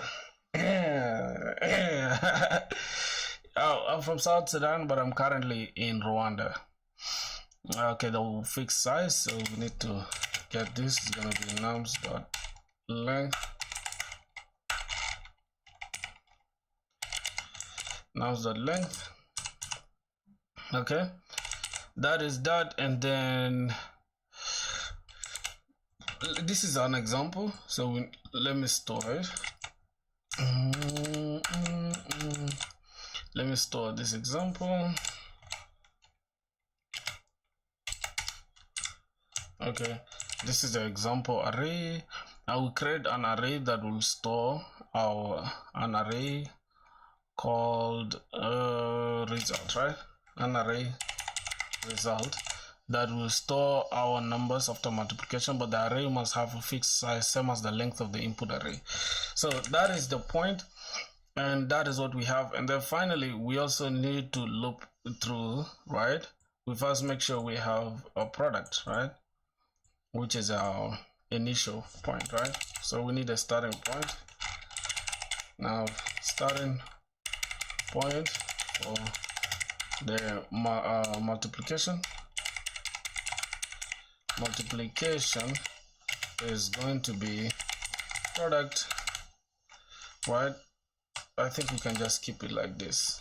So the hell, we can keep it like this. Product is equals to 1, right? Since we start product, we start multiplying.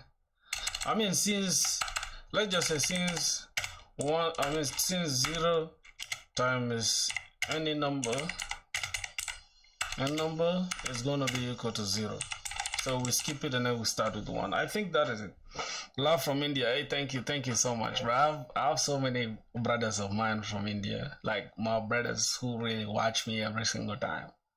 So love to all of you guys, plus the new ones. And the Discord servers up there if you guys want to join the Discord. If you want to support the Discord servers up there, join, say hi. You know, we have a lot of people on Discord here, bro. Like, we have a lot of people that make fun, that are serious, that are, you know. So just join the Discord and have fun with them, my brothers. Let's get it. Okay, let's see. For int j is equals to 0, I is less than this. That is the outer loop. So we starting point for the multiplication product, and within outer loop. So that means that is going to be our second, right? This is going to be our second point, because our first point should be, we create and nested. We create two loops that are nested inner, outer, and inner for loop, right? Now we need a starting point. See, we need a starting point for multiplication. What is this? Oh my gosh, 0. Okay. We need a starting point for the multiplication. That's product is equals to 1, since 0 times any number is equals to 0. And yeah, that is it. Now the next thing is going to be if j is equals to 1, continue, or else find a product, and then finally add the result to that position, and then give us the result. Okay, so next we need to check within the second loop. So this is going to be 3 within the second loop, or the inner loop. Within the inner loop, we check if j is equals to I, then we skip and continue iterating.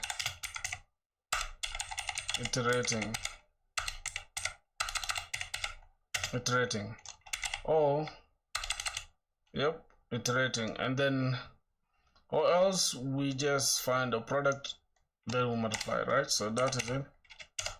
Or else, and we find a product which is then reassigned to product times nums in position j, right? And then, okay, let me remove this. Now this is the fifth one. We just return the result, then we we insert the product into a position within result array, right? Or into the result array, which is equals to result I in position. This is equals to the product itself, right? And then finally we just return the result.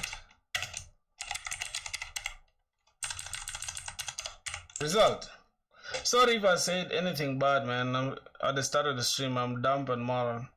Nah, don't worry, bro. Like, come on, man. You don't gotta worry. So we're good now. As you can see, we have everything explained out. This is for me, like, in order for me to always like remember or maybe understand, I always love to leave comments, right? So this is okay. Now the next thing is, this code is not optimal enough and we need to optimize it to now. You must write an algorithm that runs in O of n time and without using the division operation. So how do we do that? Now let's think about what is going to allow us to store the numbers only once and multiply them within the same array.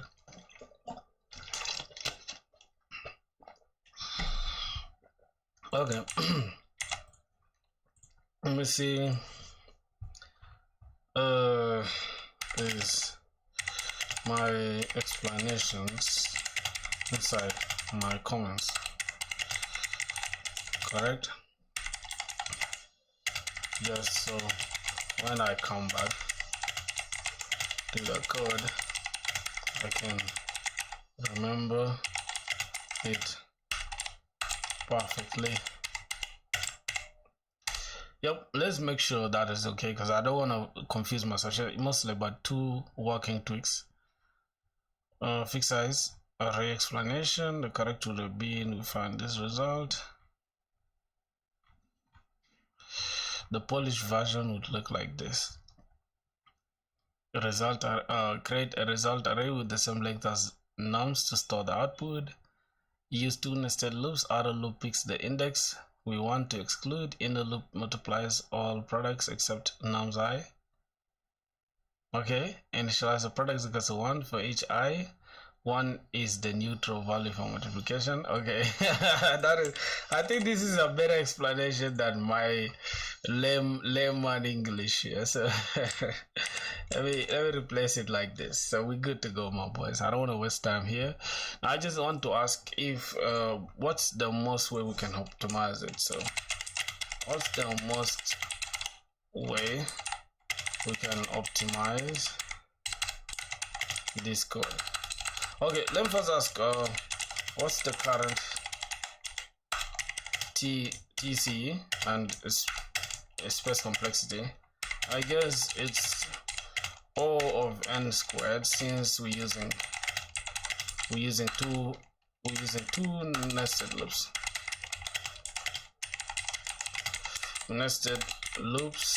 And also we're creating the result array, which is O of n for the input size. Let's see. You are basically right. Let's spin it down. Time complexity O of n squared, correct? Why outer loop runs n times, inner loop runs n times for each iteration. Is keeping the continued doesn't change complexity. A loop iterates, so total operation time is n times n. This is classic brute force. Space is O of n, not O of n squared. I didn't say O of n squared, my brother. Calm down. I said O of n. So you allocate one extra array, result size n. Okay, so how can we optimize it in the most optimal way? I've repeated myself, I know, but also what's the best algorithm to use here? Good. Now you're asking the right question. Not what's faster, but what's the most structural, optimal way to think about it.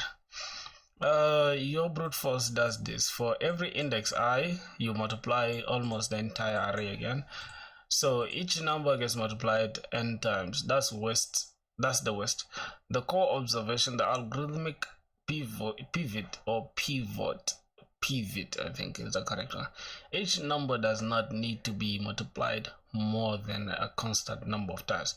Once you see that O of n becomes obviously unnecessary. Now the key idea, instead of asking what's the product of everything except me, what's the product of everything before me and everything after me? Oh my god, then we are sorting. Hold on. Are we thinking about what we are sorting? So we only have to take care of the position here. Then we multiply everything after me, before me, and everything after me. That means multiply 3 times 4 and 1. That's the answer is gonna be 12. Yo, that's nice. That's nice. You see how I light up when it comes to like understanding? I love it. This is a dopamine rush you get from playing games, right? When you pass a level, then you get hyped and stuff. So let's see. Oh my god, I have like my butt pain, like, oh god. Okay, what's the product of everything before me and everything after me? Those two parts are independent. Now for any index I, answer I is equals to product of elements to the left of I times product of elements to the right of I. No division, no recomputation, just reuse work. This is why the prefix suffix product algorithm is the optimal one here. Okay, now we have another question to ask.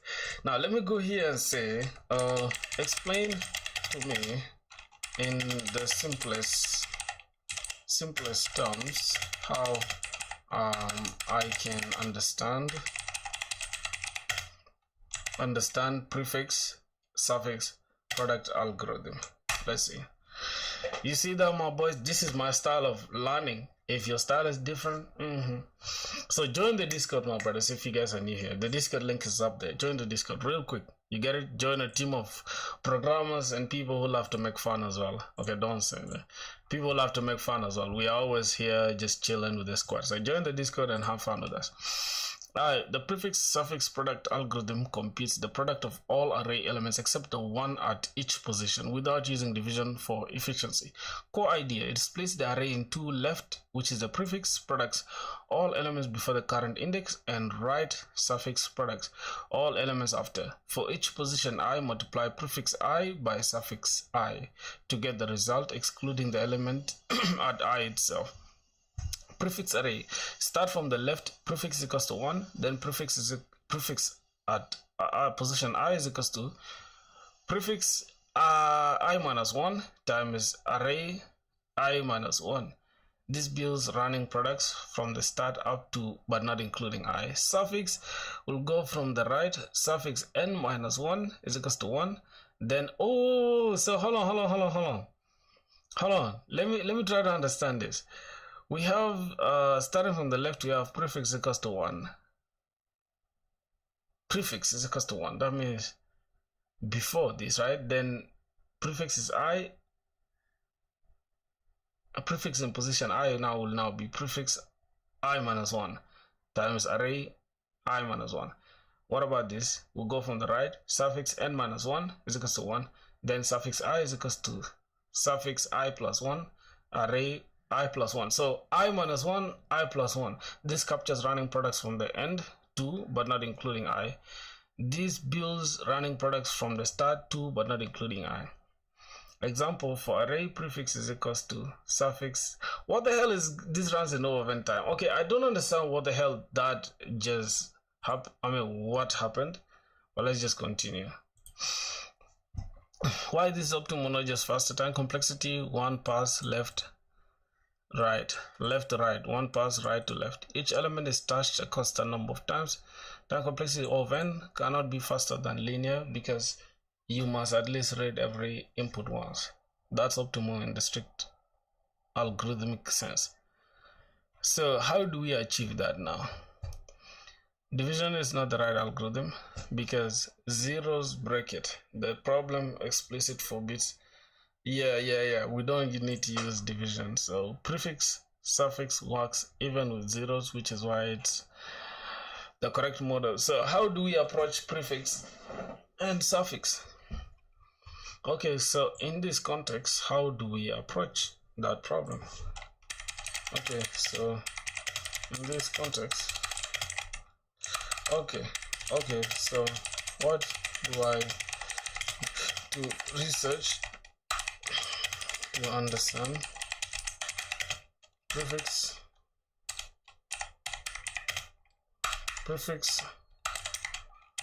suffix algorithm? Let's see. Because this is how you level up without memorizing patterns like a parrot. The core thing you need to understand, not a list of tricks. You are not learning a prefix suffix algorithm. You are learning how to reuse partial results.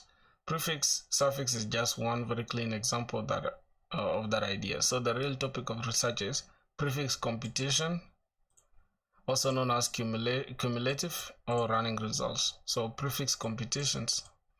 Once that clicks, suffix is just prefix but from the other side. Okay, so this is what we need to do. We need to understand prefix computations or cumulative, right? So search for prefix sum / prefix product. What in internalize a prefix value at I means the result of combining everything before I. You build it one left to right pass. Okay, so for sums, also it's sums and products, right? Prefix sum and prefix product. So prefix I is prefix I minus 1 plus nums I minus 1. All right, and then prefix I is now equal to prefix for product, same idea, different operation.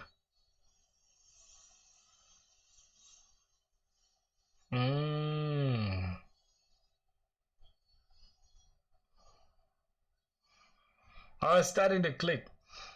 Suffix is not new math. What happens if I do the same thing but from the right to left? Suffix array ignores string stuff. Focus on cumulative idea. Okay. Okay, so how do we approach the problem then? Okay, so understand what you want. For each index I, result I is equal to product of all elements except nums I. So brute force repeats work. Optimal approach asks, can I reuse previous computations so I don't multiply the same numbers over and over? Split the problem conceptually. Think of array like a timeline. Everything to the left of I, everything to the right of I. Then the product of I is result I is equal to product of left times product of right. I think that is it. And the compute prefix products start to the right. Keep a running product, store it in the result array or separate array if you want. Now at index I, the prefix product is the product of all elements before I. Alright, this is a lot of work. Bro. Let's say now get us a solution. Let me try to understand it in a bigger picture. I need to get it in a bigger picture. Okay, let's see. So we have n is nums. Okay, nums are length, and then result is new int, and then put in int. Then build prefix product in result. If result is 0, no elements to the left of the index. Okay. Well, we say 1, and then for I is equals to 1, I is less than n. Okay, result, we get result I minus 1 times nums I minus 1, when multiplied by suffix products on the fly. Now int suffix product is equals to is equals to 1. Running product of elements to the right. So for int I, n minus 1, I is greater than or equal to 0, then we are decrementing. Okay. Result. What is n here? N is the num's length. Okay. I is equal to num's length minus 1. Okay, fine. Result I times suffix product, and suffix product update suffix for the next. Now this is not I don't know, this is too confusing for me. Well, this is too confusing for me.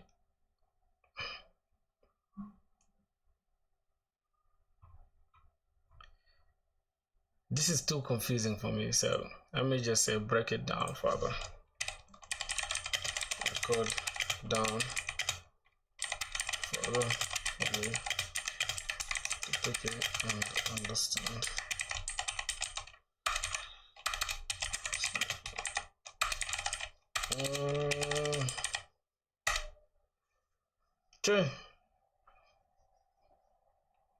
Okay, int, we initialize the result array. N is the length of the input. Result is equal to output array where we'll store our final products. At this point, nums is 1, 2, 3, 4. Result is 0, 0, 0, 0. Just allocated the values will change. Okay. We build the prefix products left to right. Wait, which one is the left? Left to right. Result 0 is equals to 1. So for int I is equals to 1, I is less than the length, we increment it, and result I shall get result I minus 1 times nums I minus 1. Step by step. Result 0 is equals to 1, no elements to the left. Okay, and then we loop, say I is equals to 1, result 1 is equals to result of 0 times, we are now resetting this to 0 because we want to consider the elements before that. So 0 times nums in position 0, so it will be 1 times 1 is equals to 1. Okay, fine. Why can't we just leave it like, why do we have to say result at in this position is 1, and then we come again and say result 1 is equals to result at this 0 times result at 0, but we already said result 1 is equals to result at 0. I don't know, it's okay. Result position 2 is equals to result at 1 times nums 1, we'll get 2. The same applies to this. After the prefix pass, we now have 1, 1, 2, 6. Result I now holds the product of all numbers to the left of I. Okay. Then we now multiply by suffix products left to right. Right to left now. So we are getting back now. Okay. Then int suffix product is 1.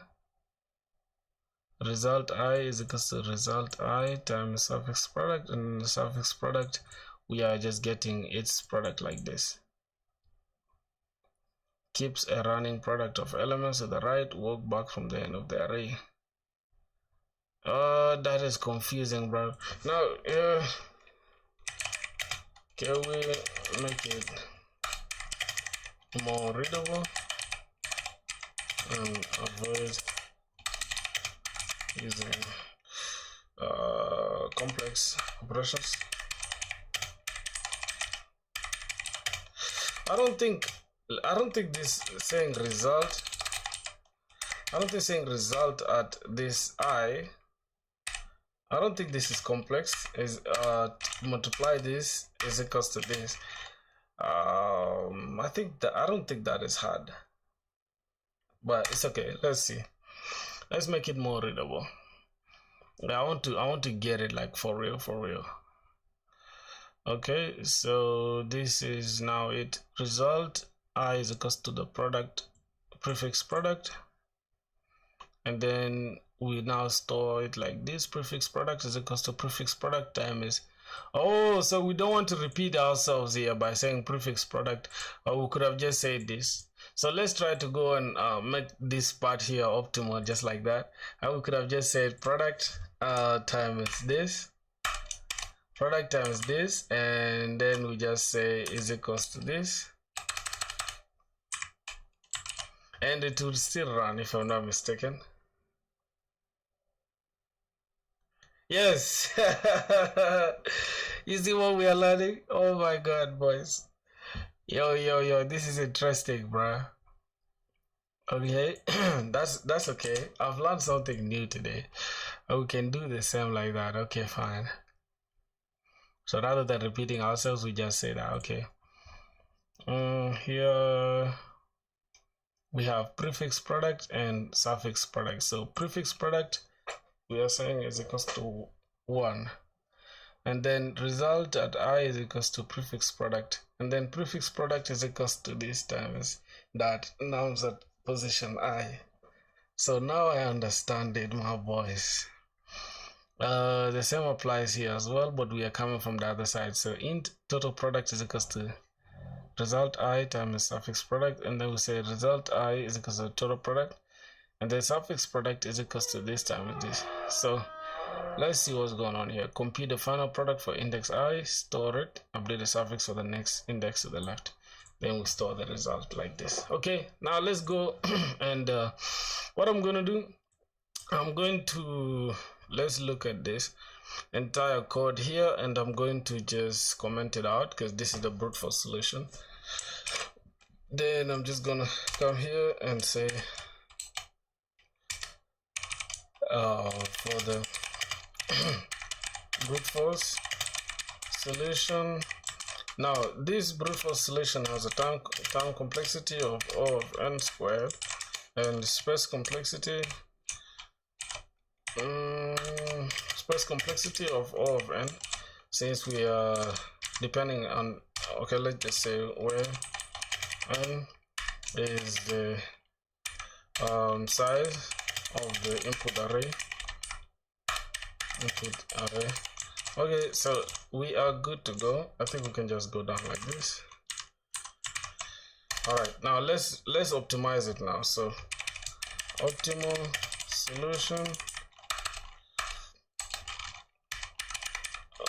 solution, we have to use I think prefix, something like prefix,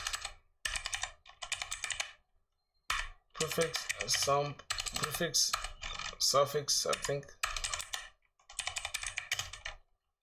algorithm.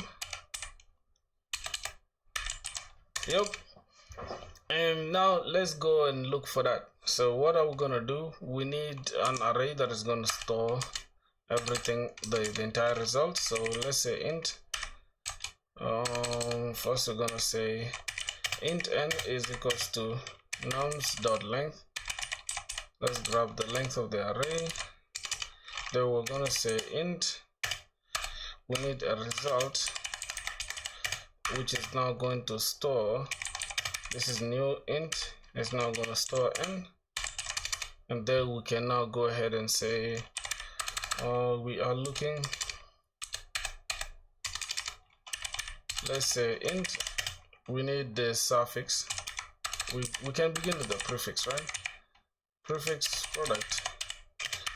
product is now equals to, we can start with 1, and then for int I is equals to 0, I is less than n, and then I incremented every time. We now need to say, hey, for that, go ahead and graph for me whatever's on the left and then multiply it, and then whatever's on the right, then multiply it, right? Copy this. So this is also going to run. This is now the suffix product.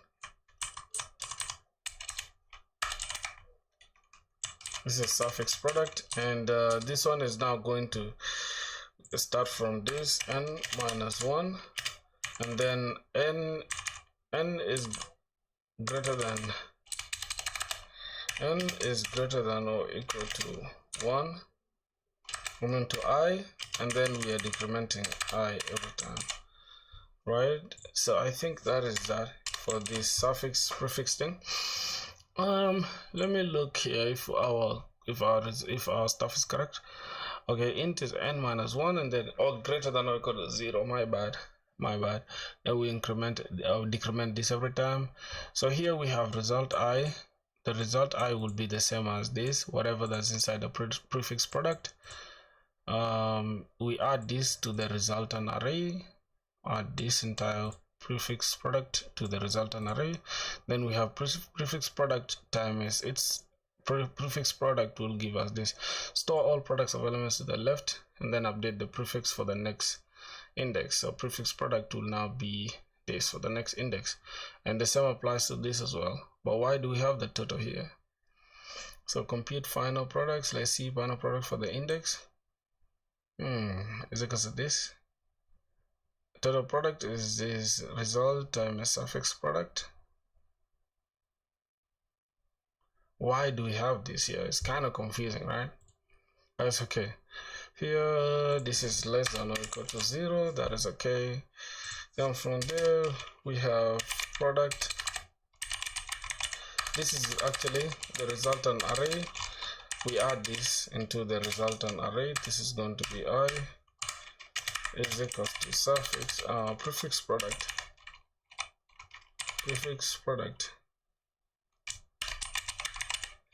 times nums in position I.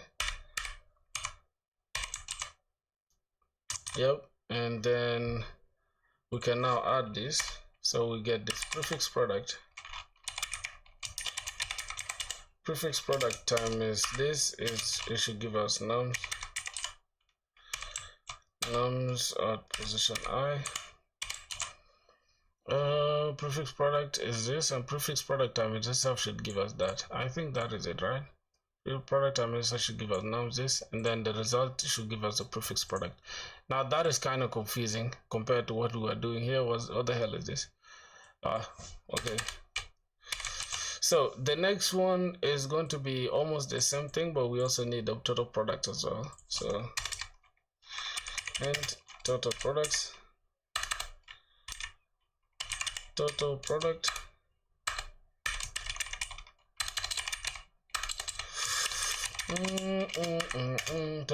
will now be the suffix. Is this the way they spell suffix? I think it's like this, right? Suffixes. I think suffixes is this. Yes, suffix product. We need this total resultant array. I is going to take us the suffix product. But why do we need to use this though? Why are we not using it here? This is going to take this, but for the suffix instead. So we're going to take this resultant array. Let's take this entire word. We get the suffix result at position I times the suffix product, and then we can finally say, what are we picking? Yep, the suffix product. Result is equal to that. Oh man, I'm confused, bruh. Oh my god, bro. Resultant array is equal to this, or the total product instead, because this is not the same as what we have. So we could have just result I, this is equal to this, and that's the same here. Then finally we say suffix product is suffix product times these numbers that will return the result. Oh, the same thing here, just something here, but we use suffix instead. So suffix gonna be result I is equal to the total product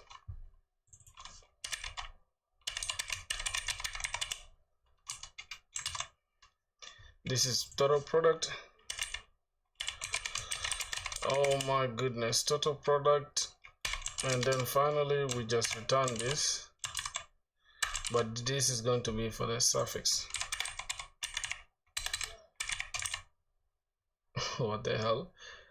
Oh, you can do this. I didn't know you can just export this as PDF. I didn't know that. Suffix product, and then finally we just return the result from here. Return result. Although it's kind of confusing to me, I still have questions to ask, you know. And there's a problem. Okay, this is it. Why do we have a problem with this?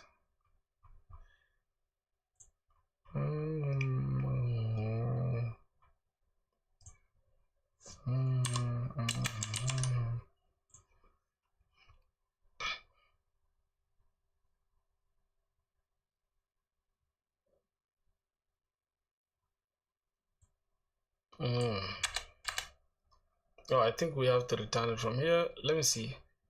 We have a for loop here. This is the end of this for loop. We also have another for loop here that its end is there. So what else?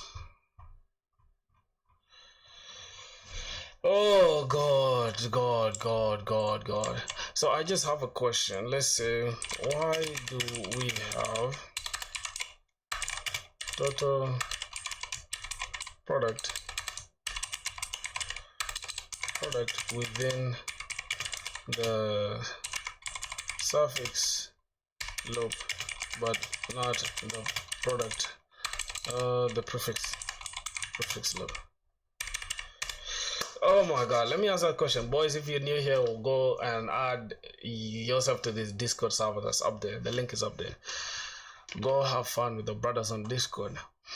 Okay, here's the result. I already host the correct prefix product. We don't multiply it by anything else yet, so no intermediate variable is needed. The loop is literally just store what you have, prefix product, update it for the next index. Prefix product itself acts as a running total, so we can directly assign it. And then the suffix loop, which is having this.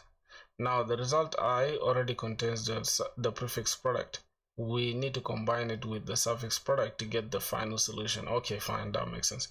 Writing this makes the operation explicit for readability. Technically, we could have done result I is equals to result I times suffix product. No, we don't need this. Yo, Jack Deep was good, bro. We don't need this resultant. This is super confusing. Or we can just say result I times this is equals to the suffix product. I think that will make it more readable to me. Yeah, I think this will make more sense. Let's use this multiplied by this should give us the suffix product. Okay, that should give us the suffix product. So say, I think this is correct. Let's say it's correct, I think, but there's an issue with the closing bracket, I guess. Bracketing. All my brothers watching, you guys go and join the Discord server. It's linked up there. I want to see you guys here, man. I want to see you. Say hi, man. Let me say, hey guys. Let me say, yo guys. New squad to the Discord. Have fun. Yeah, join the Discord, bro. Let's have fun. What's good, Jack Deep Singh, my brother? How you doing, bro? How's everything? Alright, so let's see. I see the exact issue in your code. There are two main problems causing the closing bracket loop errors and logic, and let's explain this. This is the middle condition should check I is greater than or equal to 0, not n. Oh, I was supposed to use I for it. Return statement is missing. We need to return that and make I more explicit if you want it more readable instead of shorthand. No, I want to use shorthand, bro. Don't stress me out. I want to make it more readable, bruh. Okay, that is fine. Let's go back and solve it. So our issue is literally just within this. Let me go ahead and see it. It's actually I is greater than or equal to 0. and then we need to return the result as well, and that is gonna do it. Let's run it. Wow, reached an end of the file while passing.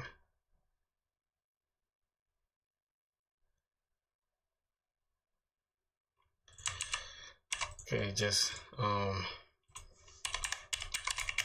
return my code clean and with precise comments. Leave the brute force there as well. Yeah, boys, as you can see, we're grinding like crazy. So here's your code with easy comments. So I want the brute force there. That's my style of coding. And yeah, this is with the shorthand. That's nice.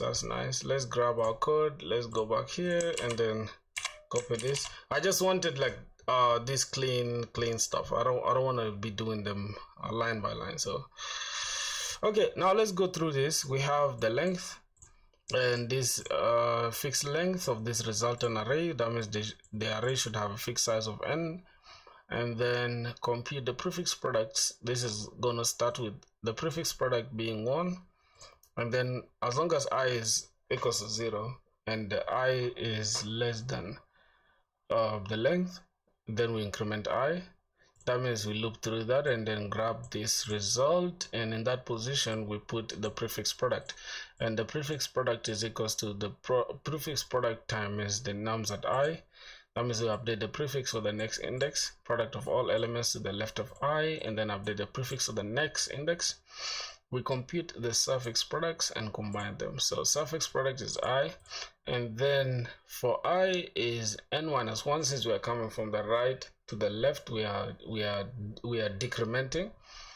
We are decrementing, right? And as long as I is greater than or equal to 0, then decrement, and result at I, we multiply it by this product. Combine all left and right products. So result at I is equals to result at I times the suffix product. That means if we need this resultant array, we need to combine this resultant array that we already have on the suffix product and then multiply it by the suffix product. And then suffix product is this update suffix for the next index to the left. Then we return, and finally we have our problem solved. We have our problem solved, and yeah, that should do it. That should really do it, my boys. I think yeah, I think I'm just gonna submit it and then call it a day. We've literally worked hard today, you feel me?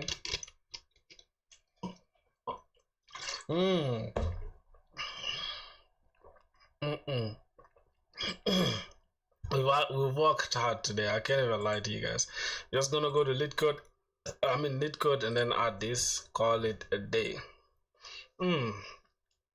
So now we are left with only these two, and we're gonna do them tomorrow. That's what we're gonna be doing. We are gonna finish valid Sudoku and then the longest consecutive sequence.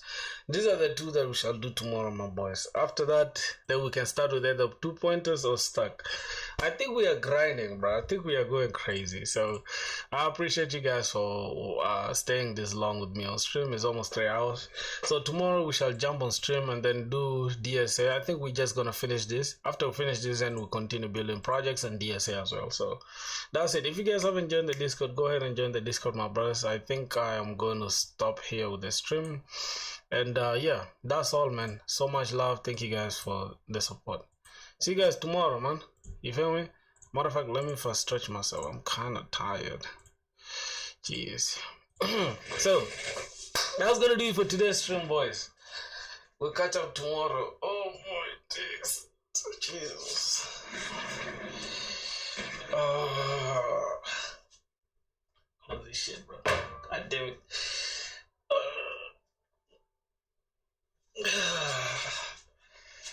Damn. So here's the thing, boys. If you guys haven't followed me on this is just a low promo, okay? because I like to stream on Twitch as well. This is for people who are interested in Twitch, okay?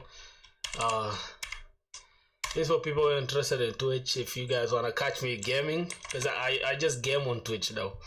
So you guys just go and look out Gamer Filthy on Twitch.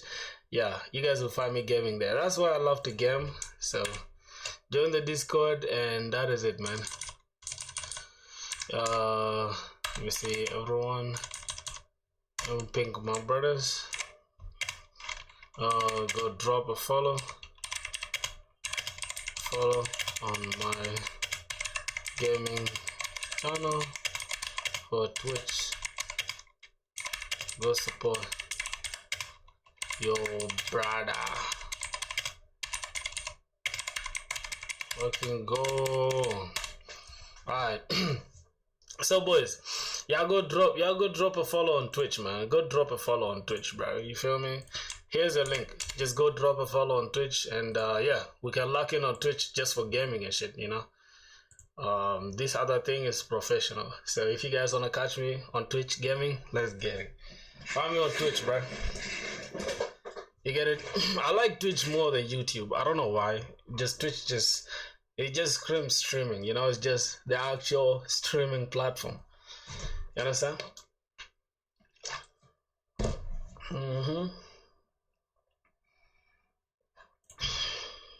Okay. We're gonna game on there in a few hours. Alright, that's gonna do it, brothers. Let me call this a day, bruh. Jump on here. See you guys tomorrow. Bye bye. Stop this.